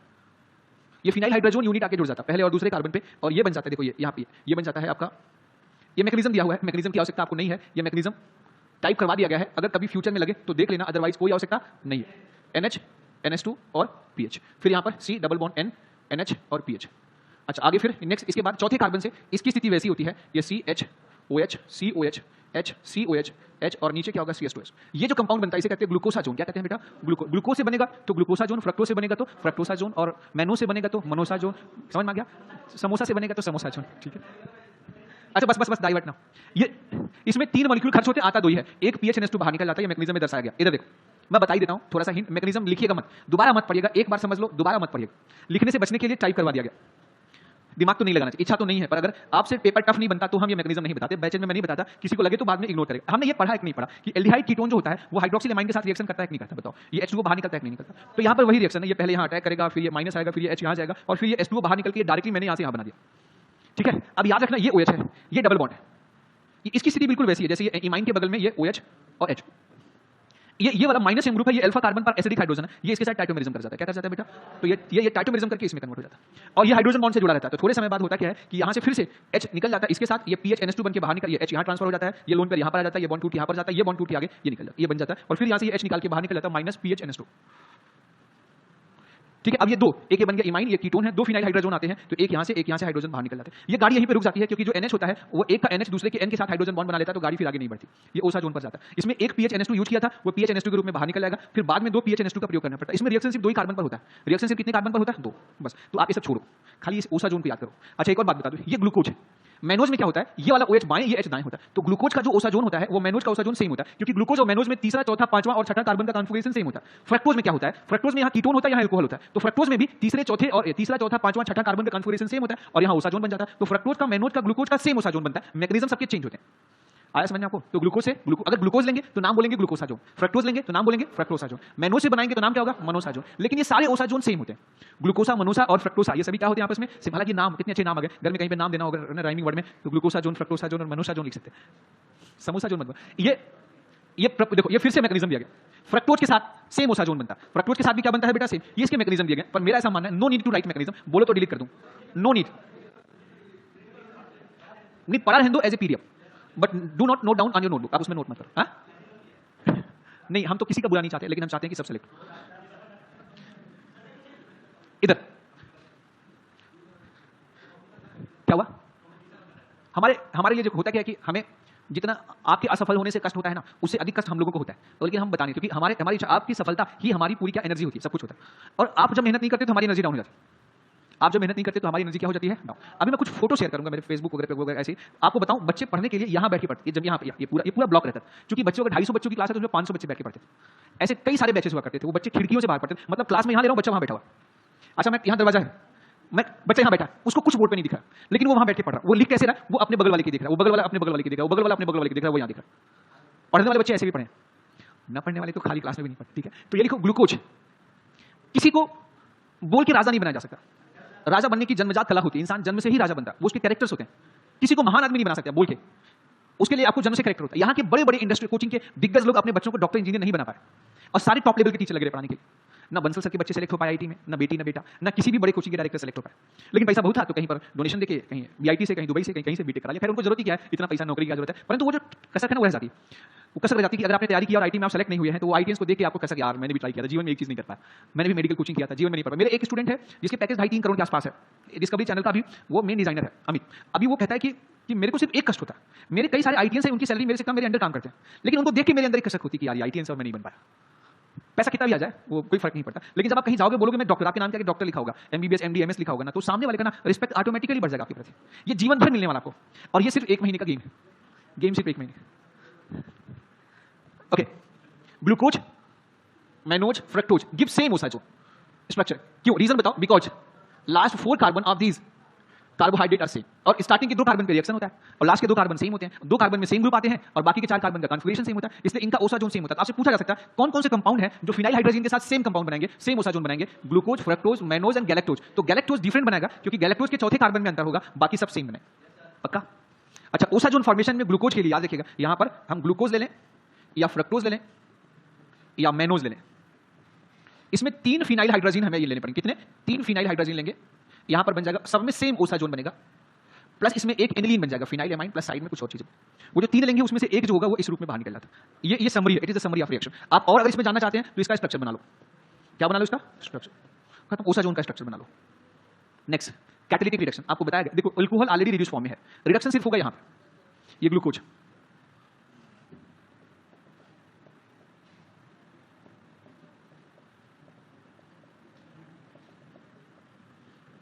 याद रखिएगा ग्लूकोज और मैनोज में यहीं से फर्क होता है, ये वाला OH इधर हो जाए, H इधर, तो वो मैनोज हो जाता है। ठीक है, तो जब भी इसका कोई रिएक्शन करेंगे, कैटालिटिक रिएक्शन आप इसमें लिखते हैं H2 nickel, sodium borohydride, lithium aluminium hydride, hydroboration reaction BH3 THF H+ या B2S6, एनर्जी, समझ में आ गया जितने, लेकिन आपके आपके एनसीईआरटी में जो लिखा है वो सिर्फ ये लिखा है। तो पूछेगा भी यही, हाँ एआईटीएस में ये भी पूछ सकता है, ठीक है। तो ये जानते, इसमें होगा क्या, ये रिड्यूस हो जाएगा, एल्कोहल बन जाएगा, यहाँ पर एक एच आ जाएंगे, एक एच आ जाएगा, बस सिंपल सा, ये एल्कोहल, ये आ जाएगा OH, लेकिन यहाँ कोई काइरल कार्बन नहीं बनेगा, ये CH2H बन जाएगा, इसका नाम होता है सार्बिटॉल। क्या नाम होता है, तो ग्लूकोज के रिडक्शन से प्राप्त होता है सॉर्बिटॉल, या इसी को ग्लूसीटॉल भी कहा जाता है, डी ग्लूसीटॉल। अगर फ्रक्टोज का रिडक्शन करेंगे, देखो यहाँ कोई काइरल कार्बन क्रिएट नहीं होता, यहाँ पर 1 2 3 4 काइरल कार्बन पहले थे और यहाँ पर भी 4 काइरल कार्बन अभी भी है, ठीक है। लेकिन अगर फ्रक्टोज का हम रिडक्शन करते हैं तो फ्रक्टोज के रिडक्शन में यहाँ पर काइरल कार्बन बनने के चांसेस है। अब काइरल कार्बन बनेगा तो ये OH दाहिने भी जा सकता है, ये OH बाएं भी जा सकता है। अगर ये OH दाहिने जाएगा तो यही वाला डी ग्लूसीटॉल या सॉर्बिटॉल बन जाएगा, इसमें आधा बनेगा सॉर्बिटॉल और आधा बनेगा मैनिटॉल। मैनिटॉल जानते क्या होता है, मैनोज का रिडक्शन करने से जो प्राप्त होता है उसको मैनिटॉल कहते हैं। ग्लूकोज के रिडक्शन से ग्लूसीटॉल और मैनोज के रिडक्शन से मैनिटॉल।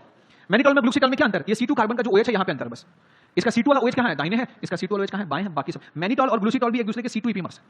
हेलो, अच्छा ग्लूसीटॉल का दूसरा नाम क्या है, सॉर्बिटॉल। तो आपसे कोई पूछेगा व्हिच गिव 2 अल्कोहल, फ्रक्टोज और glucose on reduction, fructose. Which give 1 alcohol, which give only sorbitol, glucose. Which give sorbitol plus mannitol both. Next, glucose का टॉलरेंस एजेंट के साथ मैंने बता दिया कि ग्लूकोज में फ्री एल्डिहाइड ग्रुप होता है। सुने हो ना, ये बार बार लिख रहा हूं।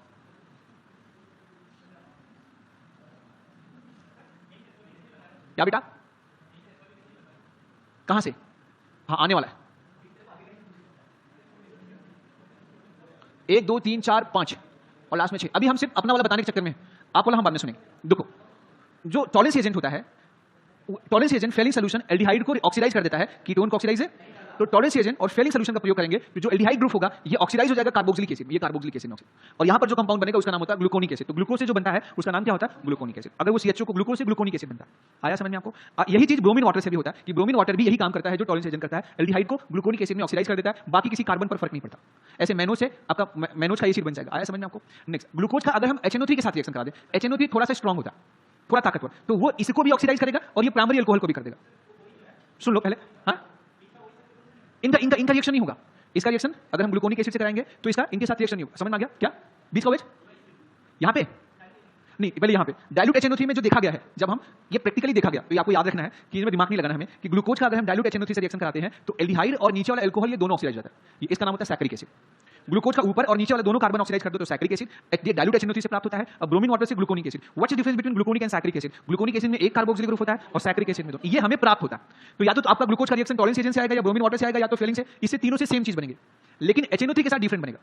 हेलो, सेम रिएक्शन अगर हम फ्रक्टोज के साथ करें, ऑक्सीडेशन ऑफ फ्रक्टोज, ग्लूकोज का हो गया, अच्छा ग्लूकोज का HiO4 के साथ ऑक्सीडेशन करते हैं तो 5 फॉर्मिक एसिड और ये क्या बनता है 1 फॉर्मल्डिहाइड। ये आगे मैं आपको भी बताऊंगा, ये मैंने अभी आपको बताया नहीं, मेला फेराडी ऑक्सीडेशन बताया कि आपको मैंने HiO4 से ऑक्सीडेशन, HiO4 का ऑक्सीडेशन नहीं बताया था ना, मैंने बोला था बायोमोलिक्यूल में, आपने बाहर किसी ने पूछा था, तो ये वाला ऑक्सीडेशन समझाने के लिए मुझे 5 मिनट अलग से समय चाहिए, तो अलग से बताऊंगा। अब इसको देखो, अगर यही वाला टॉलरेंस एजेंट और फेलिंग सॉल्यूशन का रिएक्शन फ्रक्टोज से करा दे, तो ये मैंने आपको शायद बताया है, आपको याद है कि नहीं याद है, बहुत ध्यान से समझ लेना इसको, यहां पर बड़े कंफ्यूजन हो सकते हैं और क्वेश्चन बनता है, बस लगभग ये इस काफी तेजी से फिनिश होने वाला। इधर अगर आप फ्रक्टोज का रिएक्शन टॉलरेंस एजेंट से कराएंगे तो टॉलरेंस एजेंट बेस होता है और बेस की उपस्थिति में हम सब जानते हैं ये हाइड्रोक्सी मिथाइल ग्रुप होता है। यहाँ पर कौन सा ग्रुप होता है, हाइड्रोक्सी मिथाइल। मैंने आपको टॉलरेंस टेस्ट में पढ़ाया था कि हाइड्रोक्सी मिथाइल होने की वजह से फ्रक्टोज के कुछ मॉलिक्यूल ये ग्लूकोज में और मैनोज में बदल जाते हैं, तो जो ग्लूकोज होता है उसकी वजह से ये ग्लूकोनिक एसिड में कन्वर्ट हो जाते हैं। तो अगर हम फ्रक्टोज का रिएक्शन टॉलरेंस एजेंट या फेलिंग सॉल्यूशन से कराएं तो ग्लूकोनिक एसिड बनता है, क्योंकि फ्रक्टोज के कुछ मॉलिक्यूल ग्लूकोज में बदलते हैं और ग्लूकोज किस में बदल जाते हैं, ग्लूकोनिक एसिड। बोलो, तो टॉलरेंस एजेंट दोनों को ऑक्सीडाइज करता है, ग्लूकोज को भी और फ्रक्टोज को, या ग्लूकोज और फ्रक्टोज दोनों ही टॉलरेंस एजेंट को रिड्यूस करते हैं। Next, fructose also reduces Tollens and Fehling reaction because in basic medium आपने पढ़ा है fructose isomerises to glucose, tautomerism के माध्यम से मैंने सिखाया, यहां पर भी आगे है अभी। लेकिन ब्रोमीन वाटर के साथ, bromine water is not basic so much basic medium, तो ब्रोमीन वाटर के साथ में फ्रक्टोज का रिएक्शन नहीं होता। अच्छा, fructose do not react with bromine water, इस आधार पे ग्लूकोज फ्रक्टोज को आप अलग भी कर सकते हैं। जैसे मान लिया एक बर्तन में ग्लूकोज भरा है और एक बर्तन में फ्रक्टोज, एक में है ग्लूकोज एक में है फ्रक्टोज और आपको ब्रोमीन वाटर आपके पास है, तो आप इसे डिफरेंशिएट कर सकते हैं। ये ब्रोमीन वाटर से रिएक्शन करके ब्रोमीन वाटर के कलर को चेंज करेगा और खुद ऑक्सीडाइज होगा और यहाँ पर रिएक्शन नहीं होगा। तो with the help of bromine water glucose and fructose can be differentiated. आगे हम लिखेंगे, सुनो, Tollens agent Fehling solution same product बनाता है ग्लूकोज और फ्रक्टोज में। ब्रोमीन वाटर फ्रक्टोज को रिएक्शन नहीं करता, ग्लूकोज को रिएक्शन करता है। HNO3 ग्लूकोज में सैकरिक एसिड बनाता है, परंतु HNO3 फ्रक्टोज के साथ में ये थोड़ा स्ट्रॉन्ग ऑक्सीडाइजिंग एजेंट है। ध्यान से आप याद करिए, कीटोन का ऑक्सीडेशन आपको पढ़ा था ना कि कीटोन के जब ऑक्सीडेशन करते हैं तो थोड़ा टफ होता है। इसमें कीटोन वाला कार्बन भी ऑक्सीडाइज होता है और इसके अल्फा कार्बन भी ऑक्सीडाइज होता है, राइट वाला अल्फा भी हो सकता है और लेफ्ट वाला। तो कीटोन में 3 एसिड प्राप्त होता है, कीटोन के ऑक्सीडेशन में 3, ये इंफॉर्मेशन आपको याद रखनी है, आप इसमें दिमाग नहीं लगाएंगे।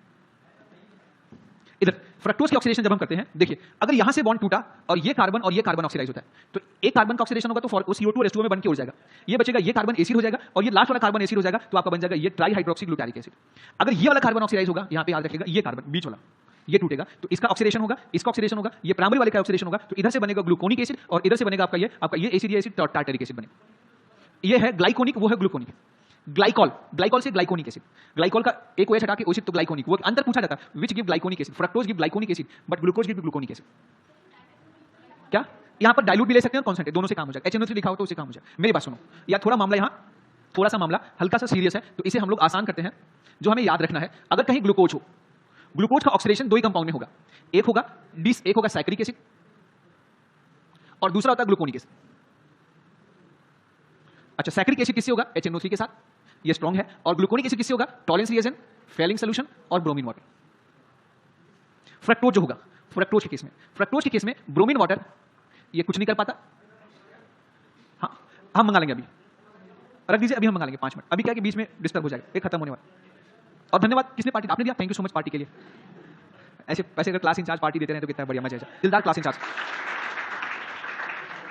बैठ जाओ।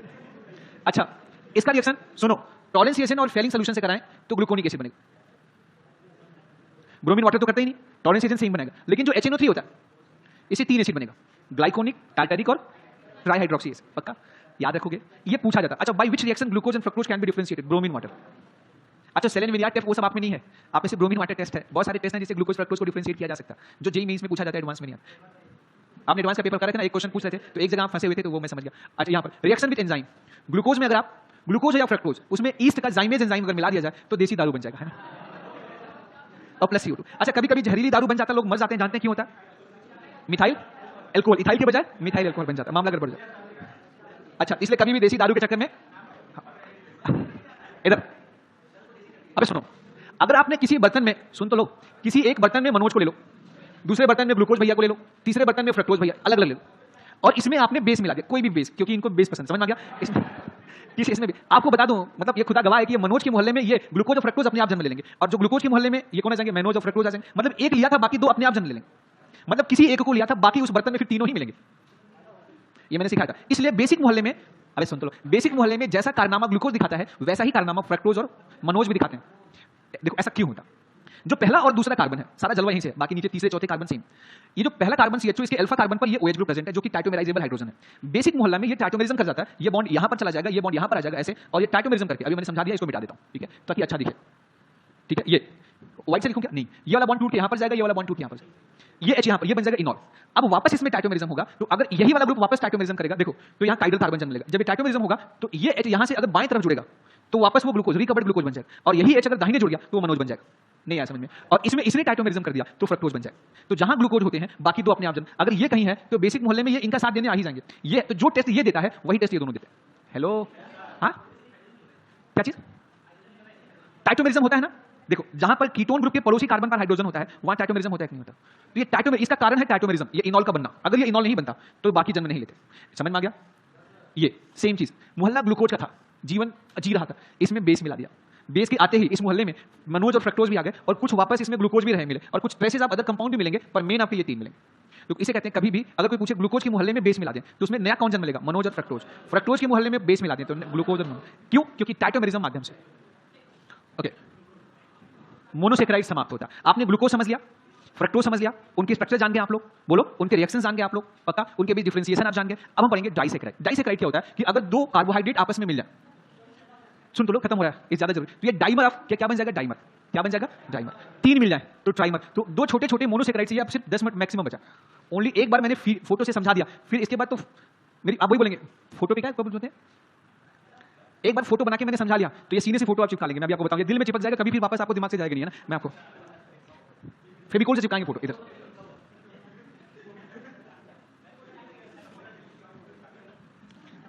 अच्छा, मेडिकल कॉलेज जाना है कि नहीं जाना है? तो ये बहकी बहकी बातें क्यों कर रहे हो? वहां मेडिकल कॉलेज में जाके बहकी बहकी बातें करेंगे ना।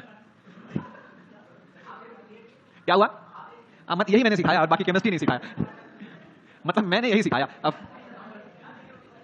ओके, वो जो ऑलराउंडर बनाया नहीं। अच्छा, अगर कोई बोले ये डी फ्रक्टोज का फोटो है, इस डी फ्रक्टोज में कौन सा OH सर्वाधिक रिएक्टिव होगा? आपको बताना है। आप मैं नंबरिंग कर देता हूं, ये पहला, ये दूसरा, ये तीसरा, ये चौथा, ये पांचवा, ये छठा। दूसरा, समझ में आ गया? दूसरा कार्बन सर्वाधिक रिएक्टिव है। अगर इसके मोहल्ले में कभी हमने एसिड मिला दिया H+ कम मात्रा में, तो वो H किस OH को चुराएगा? वो OH इसको चुराएगा।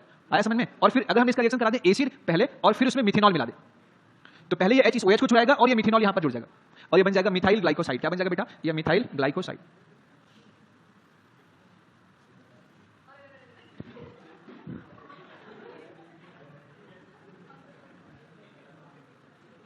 अरे ऐसा क्यों कर रहे हो भाई? बातें नहीं, इधर। ये बन गया। इसमें H प्लस मिलाओगे अगर, तो वो H इस OH को यहां से हटाएगा और यहां पर केटायन बन जाएगा।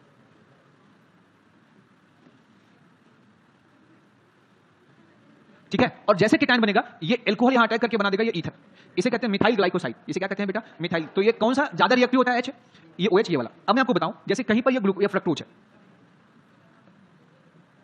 मतलब ये नाराज है, बोर्ड नाराज है मेरे से।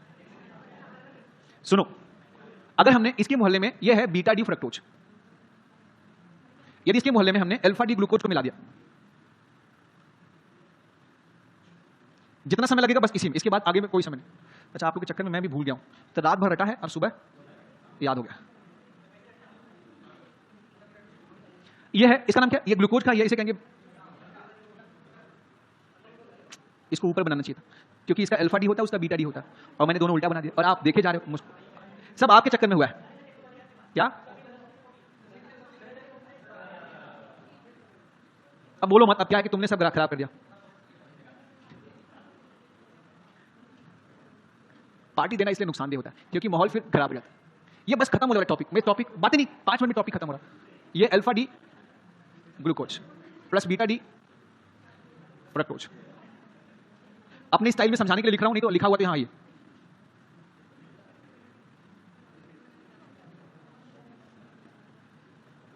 वन मिनट, नो बातें नहीं, ये दोनों आपस में। ठीक है, अगर ये इनके बीच रिएक्शन, इसमें आप एसिड मिला दीजिए, ये OH यहां से निकल जाए और ये OH यहां अटैक करके इसके साथ जुड़ जाए, या कुछ ऐसा कर दीजिए कि ये अल्फा डी ग्लूकोज का 1 कार्बन का OH, ये पहला, ये दूसरा, ये तीसरा, ये चौथा, ये पांचवा, ये छठा, और ये आपका पहला, ये दूसरा, ये तीसरा, ये चौथा, ये पांचवा, ये छठा। तो अल्फा डी ग्लूकोज के पहले कार्बन का OH और बीटा डी ग्लूकोज के दूसरे कार्बन के OH, इनके बीच रिएक्शन हो और एक H2O बाहर निकल जाए और ये ऑक्सीजन आपस में कनेक्ट हो जाए। तो ये जो अल्फा डी ग्लूकोज और बीटा डी ग्लूकोज से जो बना मिला हुआ ये जो डाइमर बनेगा, इसे कहेंगे dimer of alpha D glucose and beta D fructose, ये डाइसैकराइड कहलाता है। ये क्या कहलाएगा बेटा? डाइसैकराइड। इसकी फोटो ऐसी होगी। एक बार एक कंसेप्ट सीख लो, फिर आपको जरूरत ही नहीं समझाने की, फिर हर कंसेप्ट का जवाब आप खुद दे दोगे। तो यार कुपोषित बन रहा है, कुपोषित बन रहा है।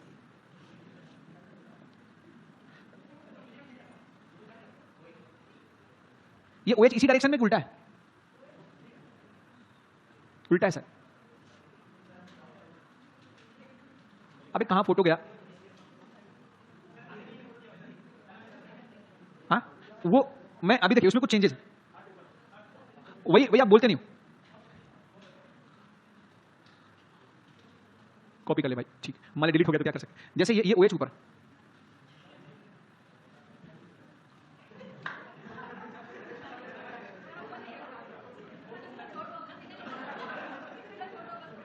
बातें नहीं,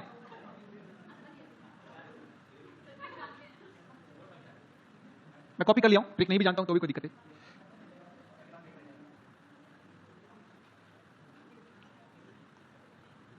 जल्दी से जल्दी, अब आप सबके चक्कर में सब डिले हो रहा है। ये है, इधर देखो, अल्फा डी ग्लूकोज, ये है बीटा डी फ्रक्टोज।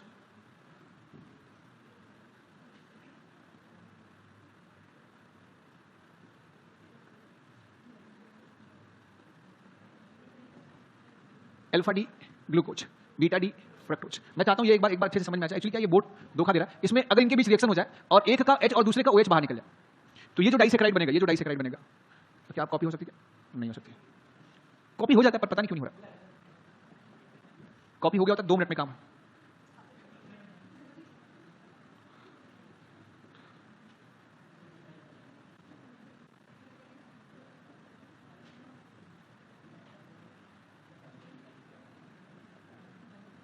ये डाइमर जो बना, जिसमें ये अल्फा डी ग्लूकोज और बीटा डी फ्रक्टोज आपस में जुड़े हैं, इन्हीं को सुक्रोज कहा जाता है।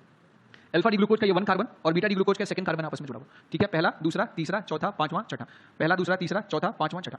अच्छा, आपको बताऊं, ये छठा, इसमें जो लिंकेज है ना, ये जो ग्लूकोज के मॉलिक्यूल कार्बोहाइड्रेट मोनोसेकेराइड जब आपस में जुड़ते हैं तो जो ईथर बॉन्ड होता है, जो प्रोटीन में होता है उसको पेप्टाइड बॉन्ड कहा जाता है, लेकिन जो ईथर में होता है इसे ग्लाइकोसिडिक बॉन्ड कहा जाता है। और इस ग्लाइकोसिडिक बॉन्ड को लेने के लिए हम दोनों यूनिट का नाम ले लेते हैं। तो पहली यूनिट है अल्फा, दूसरी यूनिट है बीटा, पहली यूनिट का 1 कार्बन, दूसरी यूनिट का 2 कार्बन, तो अल्फा बीटा 1 2 ग्लाइकोसिडिक लिंकेज कहा जाता है। अल्फा बीटा 1 2 ग्लाइकोसिडिक है लिंकेज। तो कोई आपसे पूछे कि ग्लूकोज के मॉलिक्यूल, तो अगर कभी ग्लूकोज का अल्फा और फ्रक्टोज का बीटा कार्बन आपस में 1 2 कार्बन के OH द्वारा जुड़ जाए, तो जो डाइसैकराइड बनता है उसे कहते हैं अल्फा सुक्रोज। अब इस सुक्रोज के बारे में हम आपको बताऊं, अगर फ्यूचर में कभी सुक्रोज की हम हाइड्रोलिसिस करेंगे तो ये बॉन्ड वापस टूट जाएगा। जो बॉन्ड बना हुआ है ना, ये बॉन्ड अगर इसमें पानी मिलाओगे तो ये बॉन्ड वापस टूट जाएगा, यहाँ पर माइनस आएगा, यहाँ पर प्लस आएगा और OH यहाँ जुड़ जाएगा। ऊपर वाला बॉन्ड भी टूट सकता है, ऊपर OH यहाँ पर H। मतलब कभी भी आप सुक्रोज की हाइड्रोलिसिस करोगे, ये सुक्रोज है, अगर आपने इसमें पानी मिला दिया H2O, H+ या एक एंजाइम होता है जिसका नाम होता है इन्वर्टेज। तो ऑटोमेटिक सुक्रोज के दो टुकड़े हो जाएंगे। इसमें क्या प्राप्त हो जाएगा, याद रखिएगा, इसमें प्राप्त हो जाएगा D glucose plus D fructose. आपके मन में होगा सर लिखा हुआ फिर आप वापस क्यों लिख रहे हो, तो मैं आपको बताना चाहता हूं कि इसे मैं अपने स्टाइल में समझाना चाहता हूं। इसमें जो सुक्रोज होता है इसका जो स्पेसिफिक रोटेशन होता है ये अल्फा, ये होता है +66.5 डिग्री। ये डेक्स्ट्रोरोटेटरी होता है, ये लाइट को क्लॉकवाइज डायरेक्शन में घुमाता है, इट्स डेक्स्ट्रोरोटेटरी। तो सुक्रोज जो होता है ये डेक्स्ट्रोरोटेटरी कंपाउंड होता है। लेकिन अगर इसकी हाइड्रोलिसिस कर दें तो इस रिएक्शन को हम कहते हैं हाइड्रोलिसिस। हाइड्रोलिसिस करने के बाद इसमें ग्लूकोज और फ्रक्टोज दोनों तो दो अलग अलग मॉलिक्यूल बन जाते हैं। और जो ग्लूकोज है इसका स्पेसिफिक रोटेशन होता है, ग्लूकोज का स्पेसिफिक रोटेशन होता है ये होता है, आपने पढ़ा है +52.5 डिग्री। और फ्रक्टोज का स्पेसिफिक रोटेशन होता है ये अल्फा -92.5 डिग्री। अच्छा, दोनों की मात्रा बराबर बनी। अच्छा, ग्लूकोज जो है 52 डिग्री क्लॉकवाइज घुमा रहा है 52 डिग्री, और फ्रक्टोज उसी को 90 डिग्री एंटी क्लॉकवाइज घुमा रहा है। तो ओवरऑल मिक्सचर क्या होगा, लाइट को किधर घुमाएगा, ओवरऑल मिक्सचर लाइट को किधर घुमाएगा। ये माइनस वाले की ताकत ज्यादा है, एक ने 52 डिग्री क्लॉकवाइज घुमा दिया, ठीक है, और 52 डिग्री, दूसरे ने 92 डिग्री क्या कर दिया बताओ। अब पहले तो 52 डिग्री वापस 92 डिग्री वापस घुमाएगा ना। तो यहाँ पर जो एवरेज रोटेशन प्राप्त होता है ये मिक्सचर का, ये लगभग -20 डिग्री आपका होता है एंटी क्लॉकवाइज, इसका स्पेसिफिक रोटेशन -20 डिग्री। तो सुक्रोज पहले क्या था, डेक्स्ट्रोरोटेटरी था, हाइड्रोलिसिस के बाद वो लिवोरोटेटरी मिक्सचर में कन्वर्ट हो गया। तो इसी को कहा जाता है इनवर्ट शुगर। इसको क्या कहते हैं, जो है इनवर्ट शुगर, इसी को क्या कहते हैं बेटा, इनवर्ट शुगर। और हाइड्रोलिसिस ऑफ सुक्रोज को कहा जाता है इन्वर्जन ऑफ शुगर। क्या कहते हैं हम लोग, इन्वर्जन। तो बोले what is inversion of sugar, तो आप इसे एक शब्द में बोलेंगे hydrolysis of sucrose. What is invert sugar, sugar obtained after hydrolysis of sucrose is known as invert sugar, या equimolar mixture of glucose and fructose is known as invert sugar. पक्का, इस समझ में आ गया इन्वर्जन ऑफ शुगर। एक और बात, इस ग्लूकोज में इसको देख के आप बताएं, अगर इसका कभी एसाइलेशन करें, ढेर सारे एसाइल ग्रुप लगा दें, तो कितने एसाइल ग्रुप यहाँ पर चिपकेंगे, 1 2 3 4 5 6 7 8 OH फ्री है। तो इसमें सुक्रोज का एसाइलेशन करने पर सुक्रोज ऑक्टा एसीटेट बनता है, जिससे पता चलता है इसमें 8 OH ग्रुप होते हैं। कितने OH ग्रुप होते हैं, 8। अच्छा, इसमें और एक बात बताओ, क्या इसमें free hemiacetal bond present है, वो वाला बॉन्ड जिसकी वजह से म्यूटा रोटेशन होता है, ये वाला बॉन्ड जिसमें ईथर वाले कार्बन पर OH होना चाहिए, क्या ऐसा कोई बॉन्ड यहाँ पर प्रेजेंट है। देखो, आपको बस 4 कार्बन ढूंढना है, ये ऑक्सीजन जिससे जुड़ा ये कार्बन और ये कार्बन, क्या इसमें डायरेक्ट यहाँ पे, सॉरी, ये ऑक्सीजन जिससे जुड़ा ये कार्बन और ये कार्बन, क्या इन दोनों कार्बन पे कोई OH है, इस पर CS2H है, इस पर OH। अब इसमें इन दोनों कार्बन पे कहीं OH है कि नहीं है, नहीं है। तो अगर OH नहीं है तो इसमें हेमी एसिटल हेमी कीटल बॉन्ड नहीं प्रेजेंट है, इसे कहा जाता है एसिटल या कीटल बॉन्ड। इसे कौन सा बॉन्ड कहेंगे, इसे कीटल या एसिटल बॉन्ड कहा जाता है। हेमी नहीं है तो ये रिंग वापस खुलेगी नहीं। तो इसमें अगर टॉलरेंस एजेंट फेलिंग सॉल्यूशन कुछ भी मिलाओगे तो इसमें फ्री एल्डिहाइड नहीं बनेगा, और जब फ्री एल्डिहाइड नहीं बनेगा तो इसका ऑक्सीडेशन और टॉलरेंस एजेंट फेलिंग सॉल्यूशन का रिडक्शन नहीं होगा, तो इनको नॉन रिड्यूसिंग शुगर कहा जाता है। ये म्यूटा रोटेशन शो नहीं करते हैं, ये ऑक्टा एसीटेट बनाते हैं। इनका मॉलिक्यूलर फार्मूला C6H12O C12S22O11 होता है। इन्हें केन शुगर कहा जाता है क्योंकि ये गन्ने से पाए जाते हैं, टेबल शुगर भी कहा जाता है। ये सब इनके बारे में लिखा हुआ। देखो, ये मैंने लिखा हुआ जो एक बार sucrose a dimer of alpha D glucose and beta D fructose, पहला पॉइंट ये याद हो गया, दिमाग में दोबारा पढ़ने की जरूरत न पड़े। अच्छा, ये कलर में कैसा होता है, ये कलर में कैसा होता है, it is white crystalline sweet substance. मीठा होता है क्या, चीनी मीठा होता है, ठीक है। अच्छा, पानी में घुलता है क्या, it is water soluble. It is also known as क्या, इसे कहते हैं sugar cane. When heated above melting point it form a brown substance known as caramel. इसे ब्राउनी कहते हैं आप लोग, है ना। वो जो मैगडी वगैरह में आप ब्राउनी खाते हैं ना, उसने चीनी को मेल्टिंग पॉइंट के ऊपर टेंपरेचर पे गरमा के देता है, थोड़ा बहुत उसमें आइसक्रीम मिला के, वो बोलते हैं आप लोग बेवकूफ बन जाते हैं। 2 2 3 300 रुपए चीनी खिलाता सीधा सीधा, ठीक है। अच्छा सुनो, इसका एक्वस सोल्यूशन डेक्स्ट्रोरोटेटरी होता है, ठीक है। दस hydrolysis of sucrose brings about a change. जैसे इसकी हाइड्रोलिसिस करेंगे आप तो ये डेक्स्ट्रो से क्या हो जाता है, लिवो में कन्वर्ट हो जाता है। तो thus hydrolysis of sucrose bring rotation bring a sign, क्या लिखा, thus hydrolysis of sucrose bring about a change in rotation from dextro plus to laevo, such a change is known as inversion of sugar. और जो mixture प्राप्त होता है उसे कहते हैं इन्वर्ट शुगर। अच्छा, इन्वर्जन ऑफ केन शुगर में also be done by enzyme invertase. Inversion के लिए H+ के साथ इन्वर्टेज एंजाइम भी दे सकते हैं। Next, sucrose is a non reducing sugar. क्यों नॉन रिड्यूसिंग शुगर है, क्योंकि फ्री या है एल्डिहाइड नहीं बनता यहाँ पर। अच्छा, it do not show mutarotation, ये म्यूटा रोटेशन शो नहीं करता, इसमें नहीं लिखा है, तो डू नॉट शो मोटा रोटेशन, मोटा भाई रोटेशन। अबे यार, अब ये ग्लूकोज सुनो, ये कौन सा पेज खुल गया, अरे तो दूसरा पेज उसमें हमने बनाया था, ये पेज था ना, उस पेज पे लिख दिया, कोई दिक्कत तो नहीं भाई।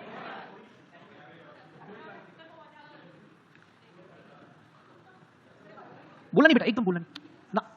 अच्छा सुनो, ये इसका स्ट्रक्चर हमने अल्फा डी ग्लूकोज के ऊपर लिखा, बीटा डी को नीचे। इसको पकड़ के हम यहाँ साइड में बैठा दे, इसको पकड़ में ऐसे बैठा दे, ये वाला स्ट्रक्चर बना सकते हैं आप लोग, बोलो। अच्छा, ये इसका चेयर फॉर्म, अच्छा ये इसका चेयर फॉर्म और उसका चेयर प्लस नॉर्मल स्ट्रक्चर, ये सुक्रोज के बनाने के तरीके याद। अच्छा, सुक्रोज का ये OH और ये OH में Cl लगा दे तो सुक्रालोज हो जाता है। सुक्रालोज जो होता है वो आर्टिफिशियल स्वीटनर होता है ना, और वो चीनी के कंपेयर में 5-5.5 गुना ज्यादा मीठा होता है। माल्टोज में देखो सिंपल से, जैसे आपने माल्टोज क्या होता है, 2 अल्फा डी ग्लूकोज को आपस में मिलाओ और एक अल्फा डी ग्लूकोज का पहले कार्बन का OH और दूसरे अल्फा डी ग्लूकोज के चौथे कार्बन का OH आपस में रिएक्ट करें तो यहां पर ये माल्टोज बनता है। इस बॉन्ड का नाम क्या होगा, इसे बोलेंगे अल्फा 1,4 ग्लाइकोसिडिक लिंकेज। इस माल्टोज में याद रखना ये हेमी एसिटल बॉन्ड पाया जाता है, यहां से रिंग खुल सकती है क्योंकि इस कार्बन पर OH पाया जा रहा है। तो माल्टोज में जो सेकंड ग्लूकोज की यूनिट होती है, इसमें कौन सा बॉन्ड प्रेजेंट है, ये हेमी एसिटल बॉन्ड प्रेजेंट है। ये रिंग यहां से खुल सकती है, यहां से फ्री एल्डिहाइड बन सकता है, इसलिए ये टॉलरेंस एजेंट फेलिंग सॉल्यूशन सबको रिड्यूस करेगा, रिड्यूसिंग शुगर कहेंगे, ये म्यूटा रोटेशन भी शो करेगा। इसी अब ये सारी बातें इसमें लिखी गई, लिख लेंगे आप लोग ना। नेक्स्ट, लैक्टोज या मिल्क शुगर। अगर आप एक ग्लूकोज और एक गैलेक्टोज, लेकिन बीटा डी गैलेक्टोज और बीटा डी ग्लूकोज को आपस में मिलाओ और इसमें बीटा डी गैलेक्टोज का पहला कार्बन, पहला, दूसरा, तीसरा, चौथा, पांचवा, छठा, ग्लूकोज गैलेक्टोज में चौथे कार्बन की OH पे फर्क होता है, ठीक है। और बीटा डी ग्लूकोज और बीटा डी ग्लूकोज, ये ग्लूकोज है, ये गैलेक्टोज है। बीटा डी ग्लूकोज का पहला कार्बन और ये बीटा डी ग्लूकोज का चौथा कार्बन के बीच में हेमी एसिटल बॉन्ड, सॉरी, ये आपका ग्लाइकोसिडिक लिंकेज बन जाए तो इसे लैक्टोज बनता है। ये सबसे कम मीठा कार्बोहाइड्रेट में कहलाता है। अच्छा, लैक्टोज मिल्क शुगर कहलाता है क्योंकि मिल्क में पाया जाता है। एक और बात, इसमें भी ये फ्री हेमी एसिटल बॉन्ड पाया जा रहा है जिसकी वजह से ये रिंग यहां से खुल सकती है और खुलने की वजह से ये भी एक रिड्यूसिंग शुगर है। क्या है, it is also a reducing sugar and it's so mutarotation.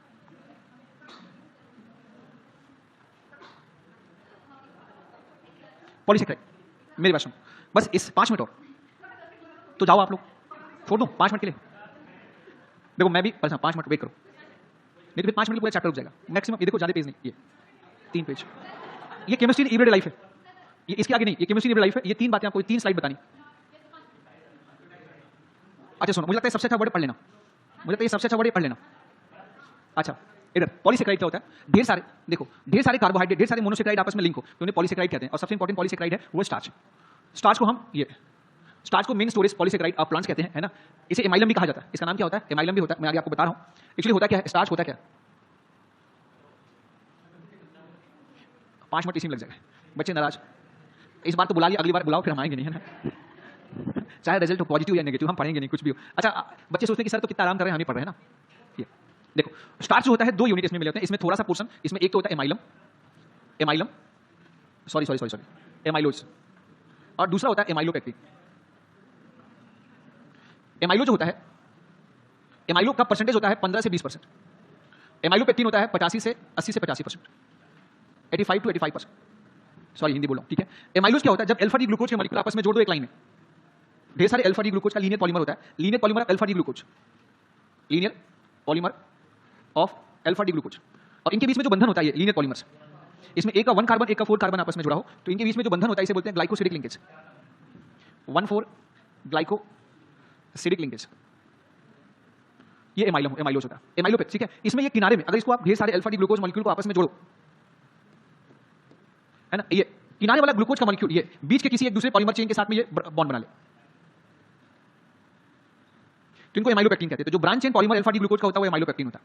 अगर करीब 200 मॉलिक्यूल, 200 से 1000 मॉलिक्यूल एमाइलोज में होते हैं, एक एमाइलोज में, और एमाइलोपेक्टिन में 10 मतलब 1000 से लेकर के ढेर सारे 10,000 मॉलिक्यूल आपस में यहाँ पे जोड़ सकते हैं, ज्यादा भी जोड़ सकते हैं, मेनी मॉलिक्यूल से। एमाइलोपेक्टिन जो होता है ये आपका branch chain polymer of alpha D glucose. आप इसी को नोट्स में लिख लेना, बस इतना लिखना। दोनों को मिला दो 15:85 के रेशियो में तो स्टार्च बनता है, और स्टार्च को हम एमाइलम भी कहते हैं। आया समझ में आपको? अच्छा इसमें लिंकेज कौन सा होता है? जब लीनियर पॉलीमर होता है तो इसके बीच में 1,4 ग्लाइकोसिडिक लिंकेज होता है, लेकिन जब क्रॉस लिंकिंग होती है, जब किनारे वाला किसी बीच के पॉलीमर में जुड़ता है तो ये आपका 1,6 ग्लाइकोसिडिक लिंकेज होता है। यह शायद आप जानते हैं। तो एमाइलोपेक्टिन में 2 टाइप का लिंकेज है, 1,4 और 1,6, और एमाइलोज में एक ही टाइप का लिंकेज है जिसे कहते हैं 1,2। ये आयोडीन के साथ ब्लू कलर का कंपाउंड बनाता है। अच्छा इसमें अगर कभी एसाइलेशन करेंगे तो ठीक है, ढेर सारे एसाइलेशन तो पॉलीएसीटेट बन जाता है ना, सिल्क टाइप के कंपाउंड्स वगैरह बनने के चांसेस होते हैं। ये स्टार्च आगे हम आपको बताएंगे, ठीक है। ये है, समझ गए आप लोग स्टार्च?